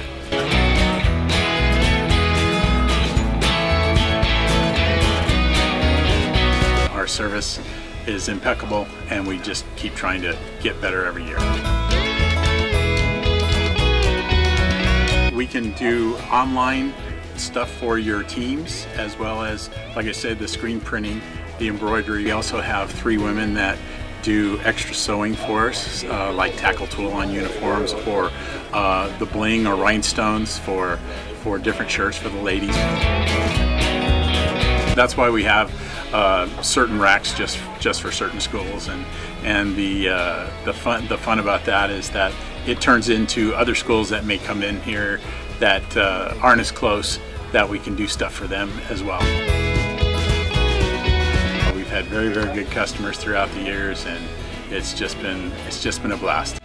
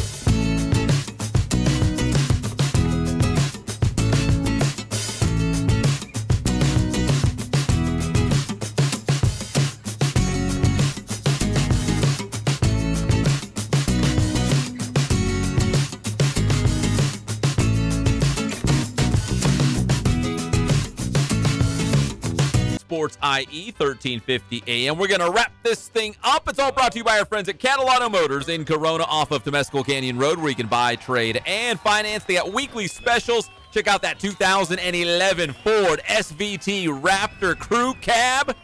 Plus, if you go down there and mention the Inland Sports Show, they're going to take $500 off. Anytime you mention the Inland Sports Show at Catalano Motors, $500 off your vehicle. You can't beat that. Quakes baseball coming up, taking on Lancaster. 6:20 pregame show, 6:35 first pitch between the Quakes and the Jethawks. This is how it sounded last night. Old Mike Skoggy was on the call as Rancho Cucamonga had a game for the record books. And he has just greeted Alexander Guillen very rudely. This one is gone. Rylan Bannon puts Rancho on the board, and here they come. It's 4-1. Santana with a drive. This one's deep to right center field. This one's going to get out of here. Back-to-back home runs up in the jet stream, and welcome to Lancaster. It's 4-2. 2-1 on the way to Kendall. Fly ball into center field. Do I hear 3? I hear 3. Sharon Kendall with a solo home run. Hello, back to back to back, and it's 4-3. Brian Baker. First pitch swinging. Gavin Lux down the right field line. Doesn't have enough. That ball's gone. A go-ahead home run on the first pitch of the inning. Gavin Lux has made it 5-4 Rancho. Can you believe it? Oh, Mike Skoggy. That's his moment. That's his moment. Who's the other? Andrew Chapman? Andrew, hold on. This is my moment. Home run. Back-to-back-to-back home runs. Home runs flying all over the place. They call that place the launch pad.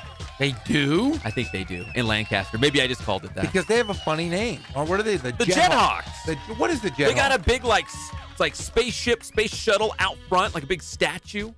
Like they're going to have a Taylor Misfield at UCR, but it's a big, like, rocket ship. Really? Yeah. Did you know that the Lancaster Field looks exactly like the 66ers?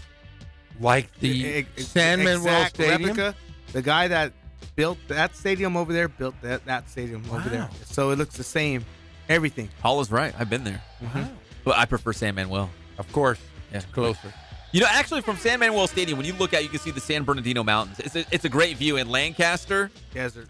Can you No see offense. the arrowhead? You can see the arrowhead on the mountain. Yeah. Have you ever seen it? On a clear day. Do you know where the arrowhead is, Pep? I do. You do? Okay, I Yeah. figured some people don't. No. There's an R for Redlands up there. What? Yeah, the Redlands are. Do you know what the Redlands are? Yeah. Yeah. Come on, Jeff. I don't know. Do you have an M for the fee? No. You could make one. I could. I live right next to two mountains that would be perfect. They for got it. an M for Moreno Valley. They have an M Oh, and yeah. a V, and it lights up. Yeah. I'm going to get the fee out there. I'm going Maybe to like a big F for the fee. For the UFOs to land. For the right here, guys. Aliens, right here. I'm right going to go paint rocks this weekend and put up a big F. Okay, Quakes baseball coming your way in just about 20 minutes. Old Mike Skoggy Skog's going to have the call. Mike Lindskog, the voice of the Rancho Cucamonga Quakes. As for us, 3 o'clock tomorrow, we'll talk NBA Finals. We'll Yes. digest tonight's game. And also, Jim Alexander from the Press Enterprise will join us. He is going to be here. We'll see you tomorrow, 3 o'clock. Quakes baseball coming your way in 20 minutes. It's your favorite show, the Inland Sports Show on Fox Sports IE, 1350 AM.